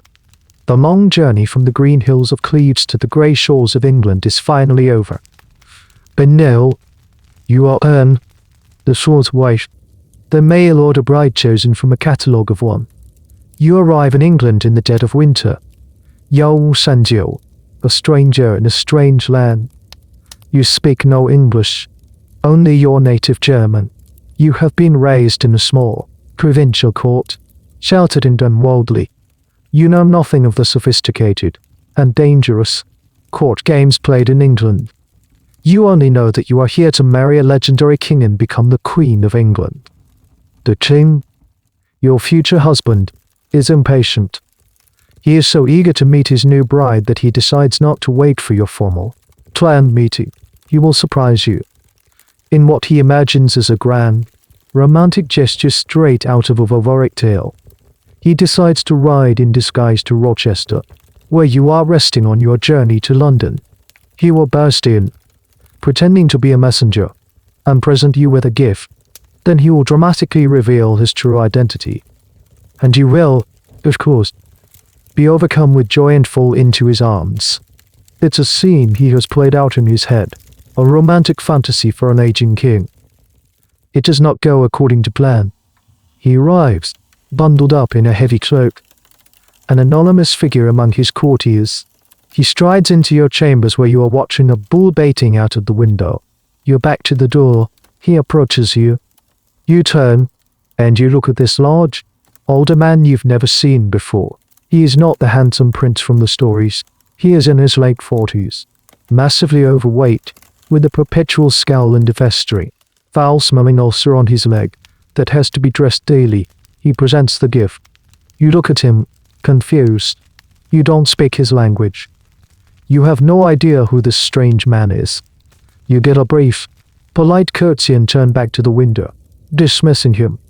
Henry's romantic fantasy shatters. He is utterly humiliated. He, the magnificent King of England, has been snubbed. He storms out of the room, his ego bruised beyond repair. I like her not. He fumes to his attendants. The reality of you, a plain, tall, and utterly uncomrefined young woman, is a shocking disappointment compared to the delicate, flattering portrait painted by Holbein. The artist had done his job a little too well. This is the entire basis for your marriage. A catastrophic first impression. Henry feels tricked. He feels like he has been sold a faulty product. He immediately tries to find a way out of the marriage. He grills Cromwell. He grills the ambassadors. Is there any pre-existing marriage contract? Any legal loophole? But the treaty is ironclad. To break it now would be a massive diplomatic insult to your brother and the entire German Protestant League. It would be a political disaster. So, with immense reluctance, the king goes through with it. The wedding takes place in January 1540. It is a joyless, perfunctory affair. The king can barely bring himself to look at you, and the wedding night is a notorious disaster. Henry, repulsed by your appearance and perhaps unable to perform, tells his doctors and ministers the next morning, in graphic detail, that he could not bring himself to consummate the marriage. He complains about your body, your supposed bad smells, your lack of feminine charm. It's a crude and humiliating public declaration. And here's a sad, and frankly, cringe-worthy detail that highlights your naivete. You were so sheltered and poorly educated about the facts of life that, according to court reports, you believed the marriage had been consummated. When your ladies-in-waiting delicately asked you if you were still a maid, you reportedly said, "How can I be, when the king comes to my bed every night, kisses me, and takes me by the hand, and says good night, sweetheart?" You had no idea what was actually required. You are a queen, trapped in a marriage that is not a marriage at all. Your situation is incredibly dangerous. You are now in the same position as Catherine of Aragon, in an unconsummated marriage with a king who desperately wants out. But unlike Catherine, you have no powerful nephew, no popular support, and no 20-year history to protect you. And you've seen what happened to the last queen who displeased the king. The Tower is not far away. The historical debate here centers on your appearance. Was Holbein's portrait a deliberate deception, or did beauty standards just differ so much? Was Henry's reaction genuine disgust, or was it a convenient excuse to get out of a political alliance he was already regretting? The consensus is that it was a bit of both. You were probably a perfectly average-looking woman, but Henry had built up an idealized image in his mind. When you didn't match that fantasy, he used it as the pretext to dismantle the whole arrangement, which he was already having second thoughts about for political reasons. You find yourself the unwanted queen, a stranger in a court that is watching you with a mixture of pity and morbid curiosity. Everyone is waiting to see what the king will do with you. Will you be sent home in disgrace, or will you meet a far worse fate? Your life hangs in the balance, and your only crime was not looking like your picture. You are living on a knife's edge. 6 months have passed since your wedding day. And you are queen in name only. You preside over a court that hums with whispers about your future. The king avoids you. He has already found his next distraction. A young, vivacious lady-in-waiting named Catherine Howard. Your husband's open infatuation with another woman is a public humiliation, and a terrifyingly familiar signal. You have read this story before. It does not end well for the queen. Thomas Cromwell, the man who arranged your marriage, is fighting for his political life. Your failure is his failure. He tries desperately to make the marriage work, to push the German alliance forward. But the king's vanity has been wounded, and his desires have shifted. Cromwell's enemies, chief among them the conservative Duke of Norfolk, who happens to be the uncle of the king's new flame, Catherine Howard, see their chance. They blame Cromwell for everything: the disastrous marriage, the unpopular religious reforms, the wholesale Libyan fiasco. In June 1540, the axe falls, but not on you. Thomas Cromwell is arrested during a council meeting, accused of treason and heresy. His fall is as swift and brutal as his rise. The architect of the English Reformation, the man who destroyed Anne Boleyn, is now himself facing the block, with Cromwell gone. Your last major political supporter is eliminated. You are completely exposed. The king now moves to dissolve the marriage. A delegation of royal councillors is sent to you with a proposition. This is the moment of truth. You can choose the path of Catherine of Aragon, defy the king, insist on your rights as his lawful wife, and face a life of exile, poverty, and misery, or you can choose another path. And you, the supposedly naive and simple woman from Cleves, make one of the shrewdest and most intelligent decisions of any of Henry's wives. You don't fight. You don't argue. You don't insist on your honor. You agree to everything. You calmly agree that the marriage was never consummated. You agree to an annulment. You agree to relinquish the title of queen. You don't just cooperate. You are enthusiastically, cheerfully cooperative. You write a letter to the king, in your stilted, newly learned English, expressing your consent and your desire to remain his loyal subject. You even write a letter to your brother back in Germany, explaining that this is all for the best and he shouldn't make a fuss. This reaction completely disarms Henry. He was expecting a fight, a diplomatic incident, another great matter. Instead, he gets total, unreserved compliance. He is so relieved and so grateful that his anger towards you evaporates, replaced by a kind of fond generosity. You have given him exactly what he wanted. An easy, clean, no fuss exit, and he rewards you for it. And here's a funny, almost sweet detail about your new arrangement.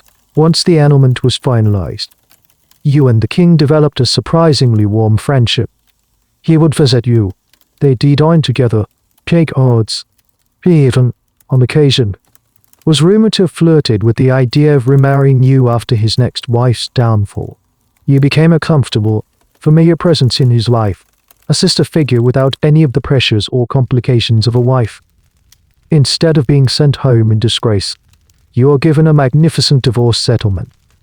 You receive a generous income, several beautiful properties, including Anne Boleyn's childhood home, Hever Castle, and a new, prestigious title, the king's beloved sister. It's a brilliant outcome.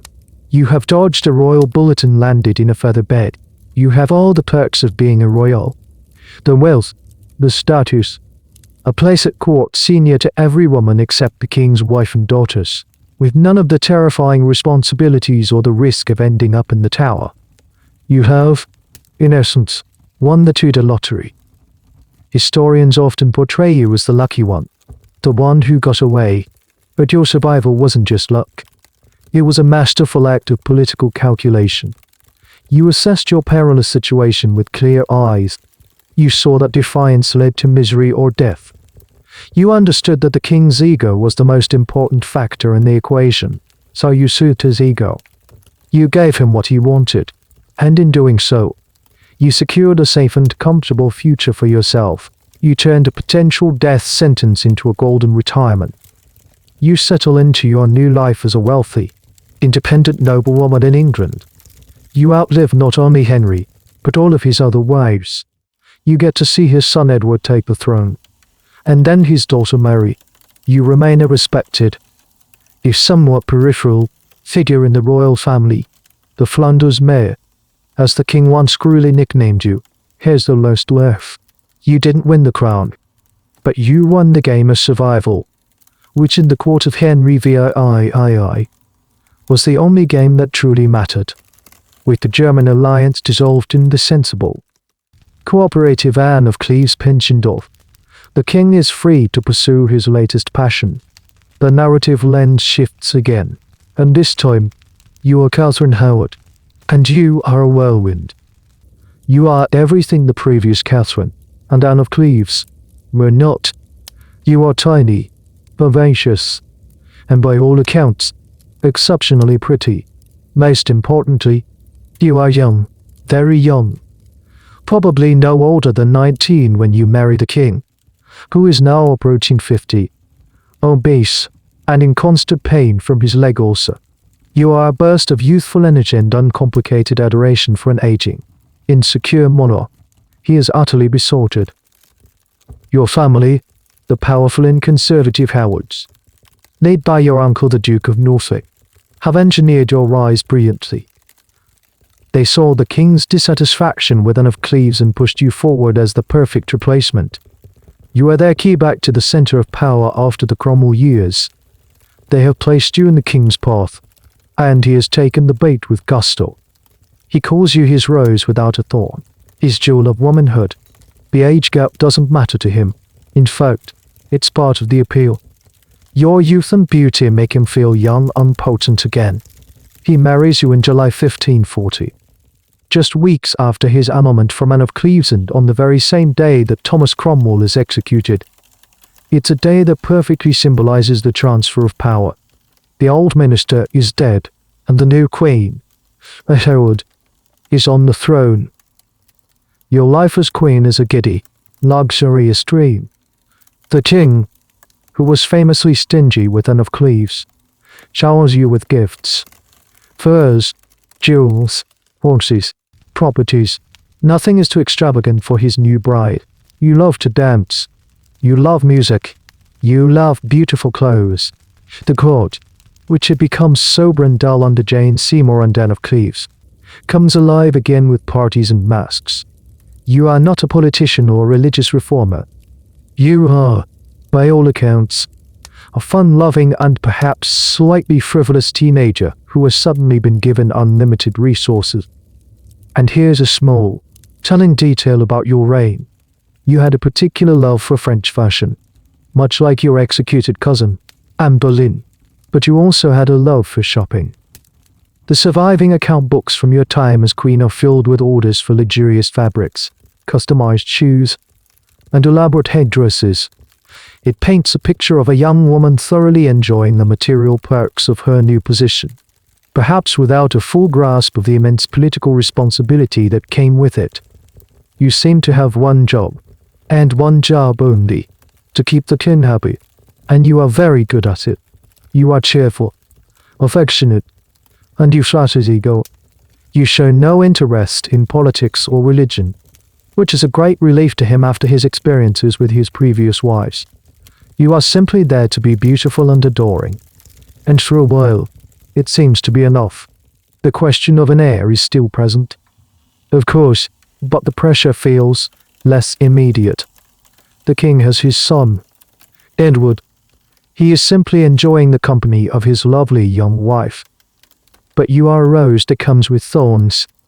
Though the king cannot see them yet, your youth and your sheltered, somewhat chaotic upbringing are not just charming assets. They are dangerous liabilities. You are naive. You are impulsive, and you have a past that you have not been entirely honest about. The historical debate around you is often tinged with a sad kind of pity. Were you a wanton, immoral young woman who brought about her own downfall, or were you a victim, a young girl passed between powerful men, who was never given the tools or the guidance to navigate the treacherous waters of the Tudor court? Most modern historians lean towards the latter. You were a product of a system where a young, attractive woman from a noble but impoverished family branch had very little agency. You have brought your friends and relatives from your old life to court with you. Many of them are your ladies-in-waiting. They know your secrets. They know about the men you knew before you were queen. And in the paranoid, restrained gallery of the royal court, a secret is a weapon. It's a ticking time bomb, sitting right at the heart of your giddy, sun-drenched new life. You are the king's perfect, flawless rose, but you have a past you can't outrun, and it is catching up to you with every dance, every new duel, every day that you spend as the adored and dangerously naive Queen of England. Your past is not just a collection of memories. It's a cast of characters, and you have brought them with you to court. This is your critical mistake. You fill your household with familiar faces from your youth, people who knew you when you were just another teenage girl in the Dowager Duchess of Norfolk's household, not the Queen of England. You do it for comfort, for companionship, but you are surrounding yourself with living, breathing evidence of a life you have tried to leave behind. Before you met the king, your life was not that of a sheltered princess. You were raised in the somewhat lax and crowded household of your step-grandmother. It was a place teeming with other young people, with little supervision. And there, you had relationships. There was a music teacher named Henry Ox, who was overly familiar with you when you were barely a teenager. Then, more seriously, there was a gentleman named Francis Derham. You and Derham had what amounted to a secret engagement. You called each other husband and wife. You exchanged gifts. And you were, by the standards of the time, almost certainly physically intimate. It was a serious youthful romance. When you were brought to court to catch the king's eye, your affair with Derham was hastily broken off. But now that you are queen, in a stunningly naive and reckless move, you appoint Francis Derham as one of your private secretaries. You are trying to buy his silence, to keep him close where you can control him. But what you are actually doing is planting a bomb in your own throne room. As if that weren't dangerous enough. You are young, you are vivacious, and you are married to a man 30 years your senior who is obese and has a perpetually open, foul-smelling wound on his leg. You are bored. The king often goes to bed early, while you and your young friends want to stay up and dance and listen to music. And there is a man at court who catches your eye. His name is Thomas Culpeper. He is a gentleman of the king's privy chamber, a favorite of Henry's, and a distant relative of yours. He is handsome, charming, and reckless. He has a reputation as a bit of a rake, and you are drawn to him. You begin to meet with him in secret, aided by one of your most trusted ladies-in-waiting, Lady Rochford, who, in a haunting twist of fate, is the widow of your executed cousin, George Boleyn. You arrange clandestine, late-night rendezvous with Culpeper. Does your relationship with him become a full-blown affair? Or is it a dangerous but unconsummated flirtation? A courtly love game that goes too far? This is a question historians still fiercely debate. You exchanged love tokens and, at least one incredibly incriminating letter. Binu. You tell Culpeper, I die when you send me no news of yourself, and you sign it. Yours as long as life endures. Whether it was a physical affair or not is almost irrelevant. In the high-stakes world of the Tudor court, the appearance of impropriety is as deadly as the act itself. All of this, your past with Derham, your present flirtation with Culpeper, is happening under the noses of your enemies. And you have enemies, the Protestant faction at court. The allies of the late Thomas Cromwell have been waiting for a chance to strike back at the conservative Howard family, and they realize that you, the king's rose without a thorn, are the family's greatest asset and its greatest vulnerability. The whispers begin.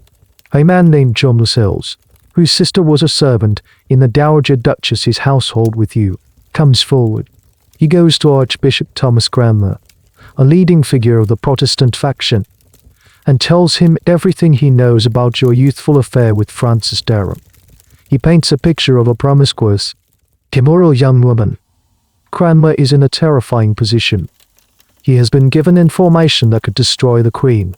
If he tells the king and the accusations are false, the king's wrath will be unimaginable.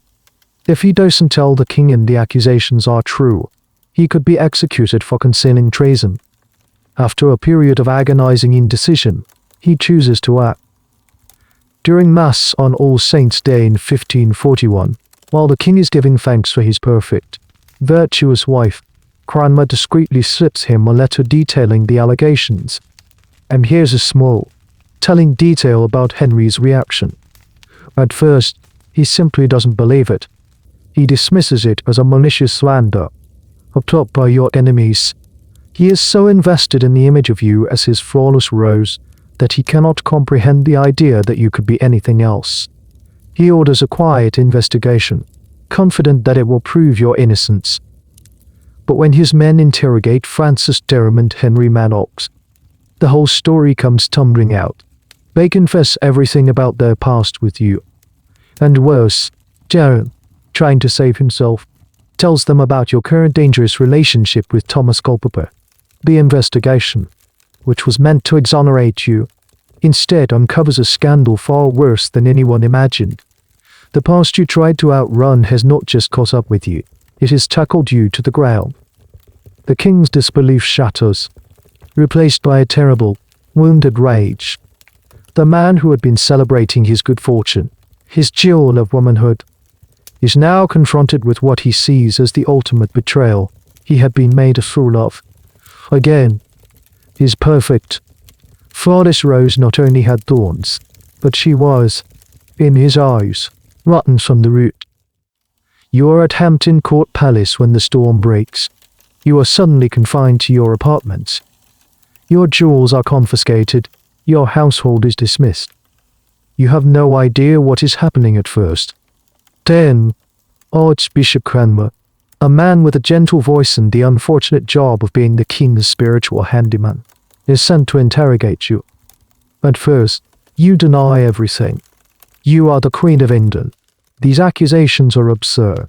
But, as Cranmer gently presents the evidence, the testimony of Derham, the stories from your time with the Dowager Duchess, your composure crumbles.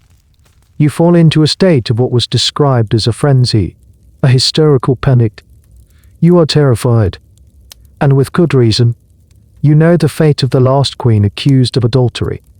Cranmer, who seems to have felt some genuine pity for you, manages to calm you down and coaxes a confession out of you. You admit to your light and dissolute life before your marriage to the king. You confess to the secret meetings with Culpeper. It's a long, rambling, tear-stained confession of a terrified young woman who knows she is doomed. Your final plea for mercy is a letter you write to the king. It is a masterpiece of desperate, pathetic eloquence. I, your grace's most sorrowful subject and most vile wretch in the world. You begin. You beg for his forgiveness. You throw yourself entirely on his mercy, hoping to appeal to the memory of the love he once had for you. You sign it the most woeful woman and the most wretched in the world, Catherine. It's useless. The king's wounded pride is impenetrable. He will not see you. He will not speak to you. He weeps. Not for you, but for himself, for his own terrible luck in wives. He rages against his counsel for not uncovering your past before he married you. He is consumed by a vortex of self-pity and fury. The legal process grinds into motion with terrifying speed. Thomas Culpeper and Francis Derham are tried for treason. They are both found guilty. Their punishment is to be hanged, drawn, and quartered, the most brutal execution reserved for the worst traitors. As a small mercy, the king commutes Culpeper's sentence to a simple beheading, a nod to his former status as a court favorite. Derham is not so lucky. He suffers the full, gruesome penalty. Their heads are placed on spikes on London Bridge, a grisly warning to all. For you, there is no formal trial. The king has no desire for another public spectacle like the one that condemned Anne Boleyn. Instead, he uses a far more efficient and tyrannical method. A bill of attainder is passed through Parliament. This is a special act of law that declares a person guilty of a crime without a trial. It is a legal instrument of absolute power. You are condemned to death by an act of legislation. And here's a particularly cruel and unusual detail embedded within that law. The act of attainder that condemned you also made it a treasonable offense for any woman to marry the king without first revealing her entire sexual history to him. It became known, sarcastically, as the Act for the Chastity of Queens. It was a law born entirely of Henry's personal humiliation, a desperate attempt to legislate against ever being fooled again. Your final days are spent as a prisoner in Sion Abbey. Then, you are taken by barge to the Tower of London. You are following the exact same path your cousin Anne Boleyn took just 5 years earlier. You know where this journey ends. The night before your execution. You are said to have asked for the block to be brought to your chambers, so you could practice laying your head upon it. You are trying to prepare yourself, a young girl trying to find some control in the face of absolute terror. The historical debate around your downfall often circles back to one key player, Lady Rochford, your lady-in-waiting who helped arrange the secret meetings. She was arrested and interrogated, and under pressure, she told the council everything. Her testimony was key to sealing your fate. Was she a malicious schemer? A woman who had already seen one queen fall and now took down another? Or was she, like you, a terrified woman caught in a trap, desperately trying to save her own life by telling the interrogators what they wanted to hear, her motives, and her own descent into apparent madness before her execution, remain one of the sad mysteries of the story. Your pleas have fallen on deaf ears.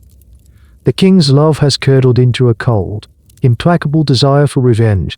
Your past, which seemed so distant and harmless, has become a death sentence. The execution is a grim, almost routine affair, on a cold February morning in 1542.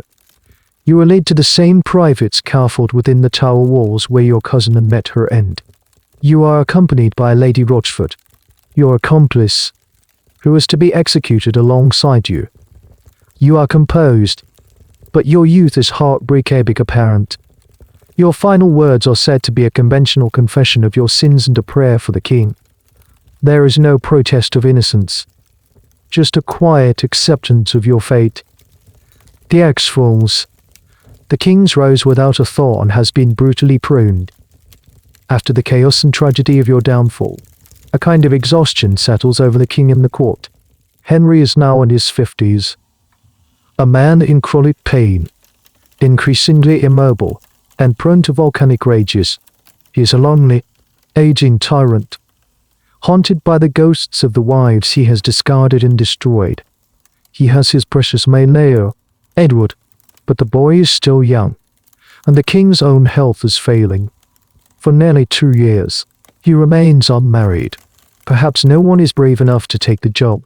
The position of Queen of England now looks less like an honor and more like a death sentence.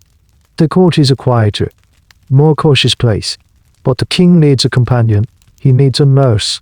He needs someone to manage his household, to be a kind stepmother to his 3 motherless children, and to soothe his volatile temper.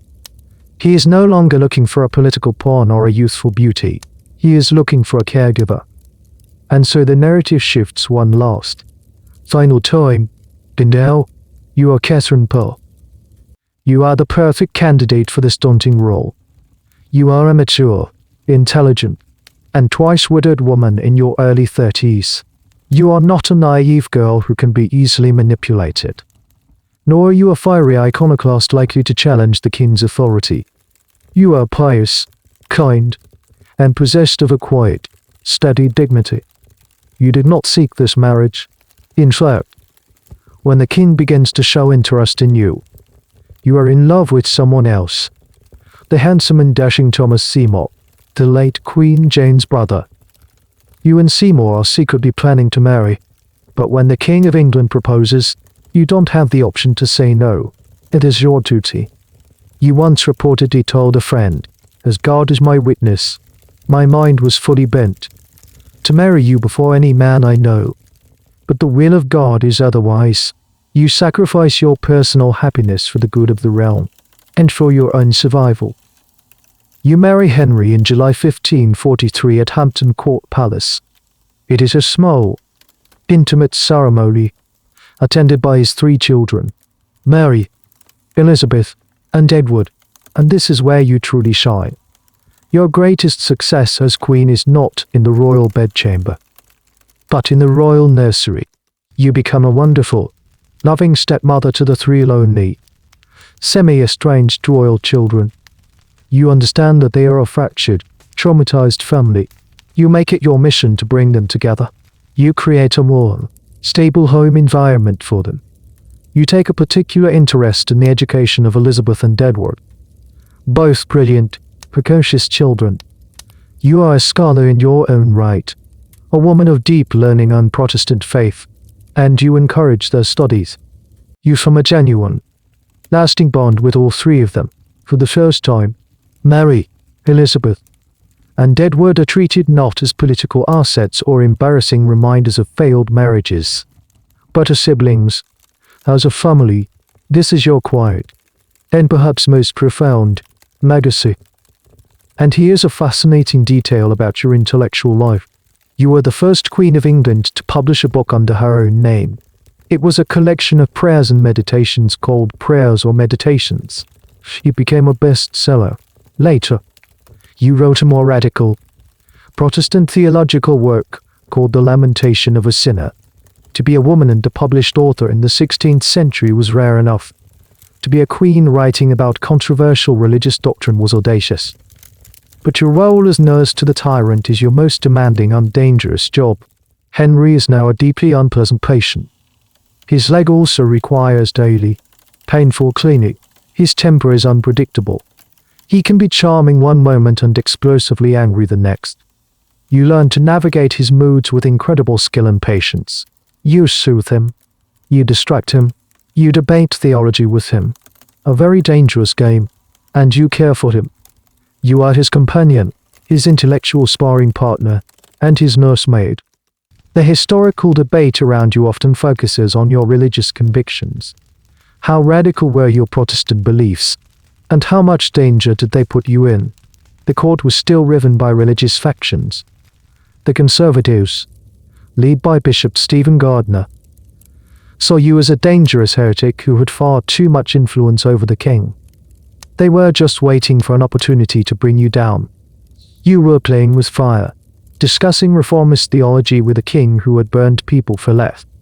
You were surviving not by being submissive, but by being incredibly smart, careful, and knowing exactly how far you could push the aging, volatile man you had married. Your position as the king's companion is a precarious one. You have won his affection and his respect, but you are surrounded by enemies.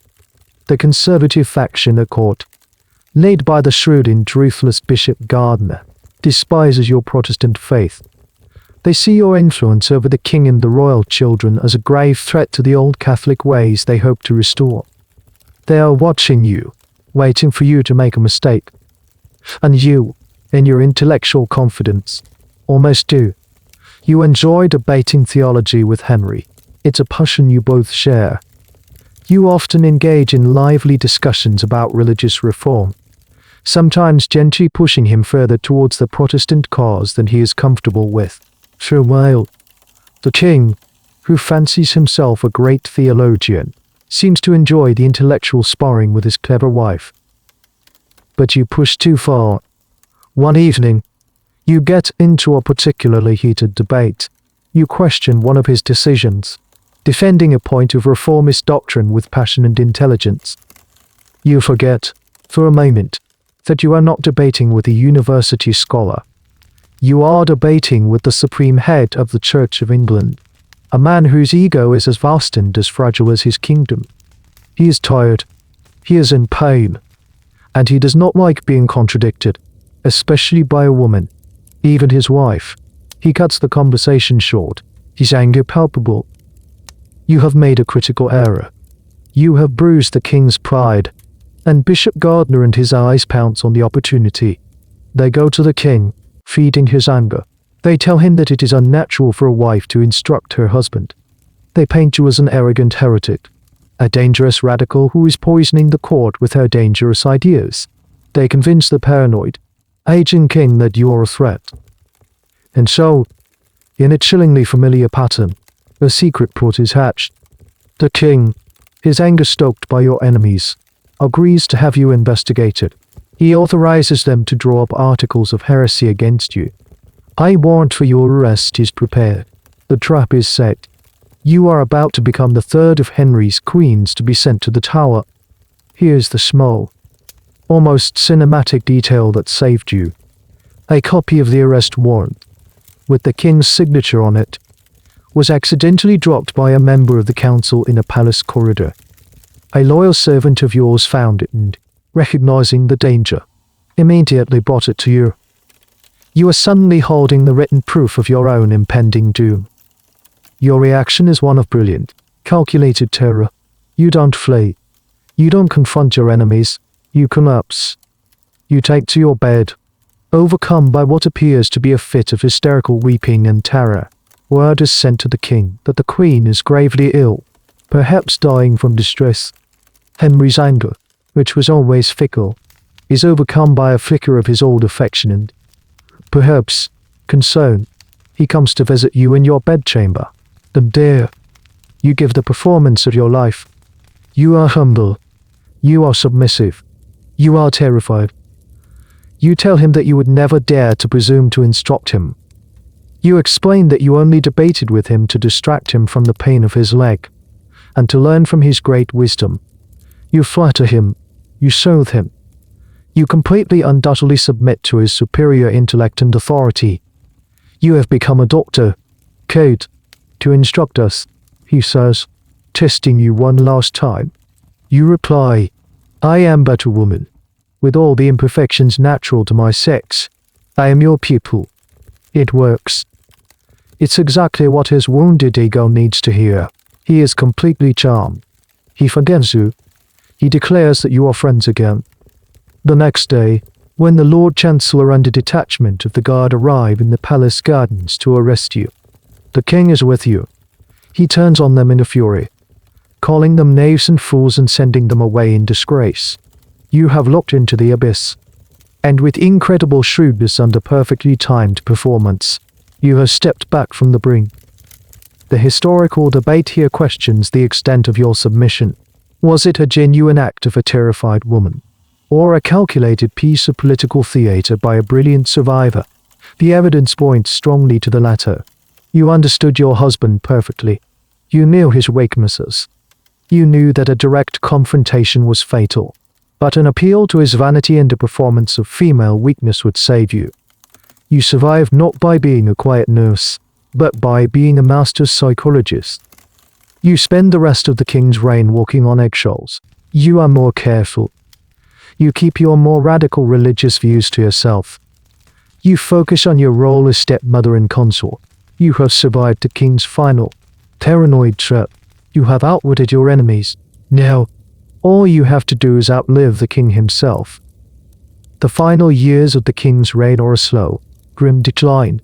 The colossal figure who bestrode the English court for decades is now a shadow of his former self. He is immensely overweight, unable to walk without assistance, and in constant, agonizing pain from the ulcer on his leg, which now covers most of his thigh. His rages are still volcanic, but they are interspersed with long periods of exhaustion and melancholy. The court holds its breath, waiting for the end. You, Catherine Parr, are his constant companion through this final, difficult chapter. You are his nurse, his confidant, the steady hand on his fevered brow. You read to him, you play cards with him, you manage his household, and you ensure his children are cared for. It is a thankless, exhausting, and dangerous job, but you perform it with a grace and fortitude that solidifies your position as the great survivor.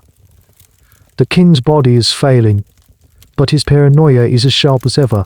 The court is still a viper's nest of factional intrigue, with the reformist Seymour family, your old flame Thomas and his brother Edward, vying for power against the conservative Howards. Everyone is jockeying for position, trying to ensure they will control the Regency Council that will rule on behalf of the young Prince Edward when the king dies. You have to navigate this treacherous landscape, staying carefully neutral, protecting yourself and the royal children from the political crossfire. In late 1546, the king's health takes a sharp turn for the worse. He is confined to his chambers at the Palace of Whitehall. It is clear to everyone that the end is near. Yet, no one dares to speak the word death in his presence. To predict the king's death was an act of treason. His doctors and counselors are terrified to tell him that he is dying.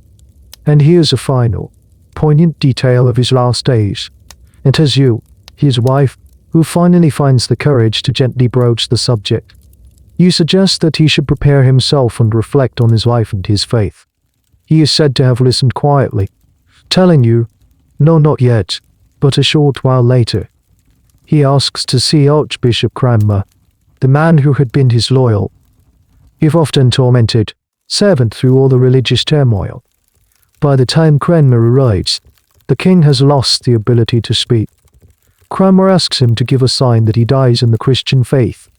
The king, with a final surge of strength, reaches out and clasps the Archbishop's hand. And then, in the early hours of January 28th, Yawmusati, he is gone. The tyrant is dead. The news is kept secret for several days while the Seymour faction consolidates its power. Then, the announcement is made. The reign of Henry VIII, which spanned nearly 38 tumultuous years, is over.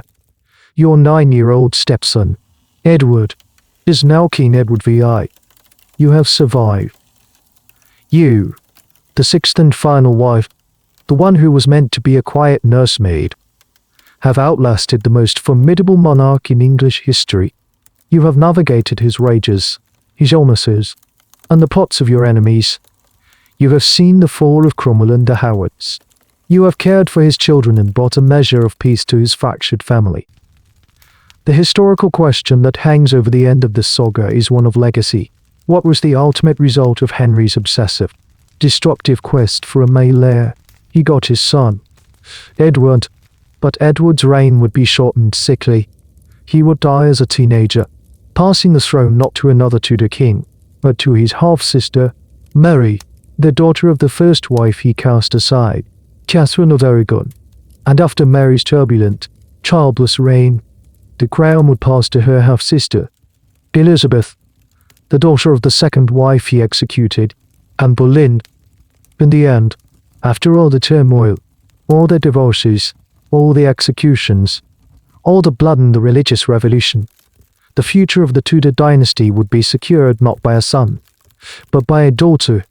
The very outcome he fought so hard to avoid was the one that would ultimately lead to one of England's greatest golden ages. It is the final, supreme irony of his entire life. As for you, the survivor, you are now free. As the Dowager Queen, you are a respected and wealthy woman, and you are finally able to marry the man you truly love, Thomas Seymour. Your story, unlike the 5 that came before it, does not end with a royal command. It ends with a personal choice. You have walked through the fire and emerged, not unscathed, but whole. You are left to contemplate the brutal, paradoxical legacy of the man who married 6 women in his desperate, and ultimately ironic, quest for a son. The great Tudor curse, the tyranny of the royal womb, is finally laid to rest. And so, the story of this long and turbulent train finally finds its quiet conclusion. The king, who seemed so large, so powerful, has faded into the soft pages of history. The queens, each with their hopes and their fears, have played their part and now rest in the stillness of time. Their struggles, which once shook a kingdom, are now just whispers in the deep, quiet halls of the past. Their story is a reminder that even the greatest storms eventually pass, leaving behind a profound and gentle calm. The pressure is gone. The anxiety has ceased. There is nothing left to fight for, nothing left to fear. There is only peace. A deep, historical peace. And as you lie here, feeling the weight of your own body, safe and comfortable, you can let that sense of peace settle over you. The story is over, but its quiet end can be your gentle beginning, the beginning of a deep and restorative sleep. Let the figures of the past drift away, like boats sailing silently over the horizon of your mind, leaving behind only the calm, still water of a dream. There is nothing more to know, nothing more to do, just the gentle, rhythmic tide of your own breath, carrying you out into the peaceful, silent ocean of slumber. Our journey together tonight ends here, in this quiet place. Should you need another tale to accompany you further into rest, my library of stories is always open for you. May your dreams be kind. Good night.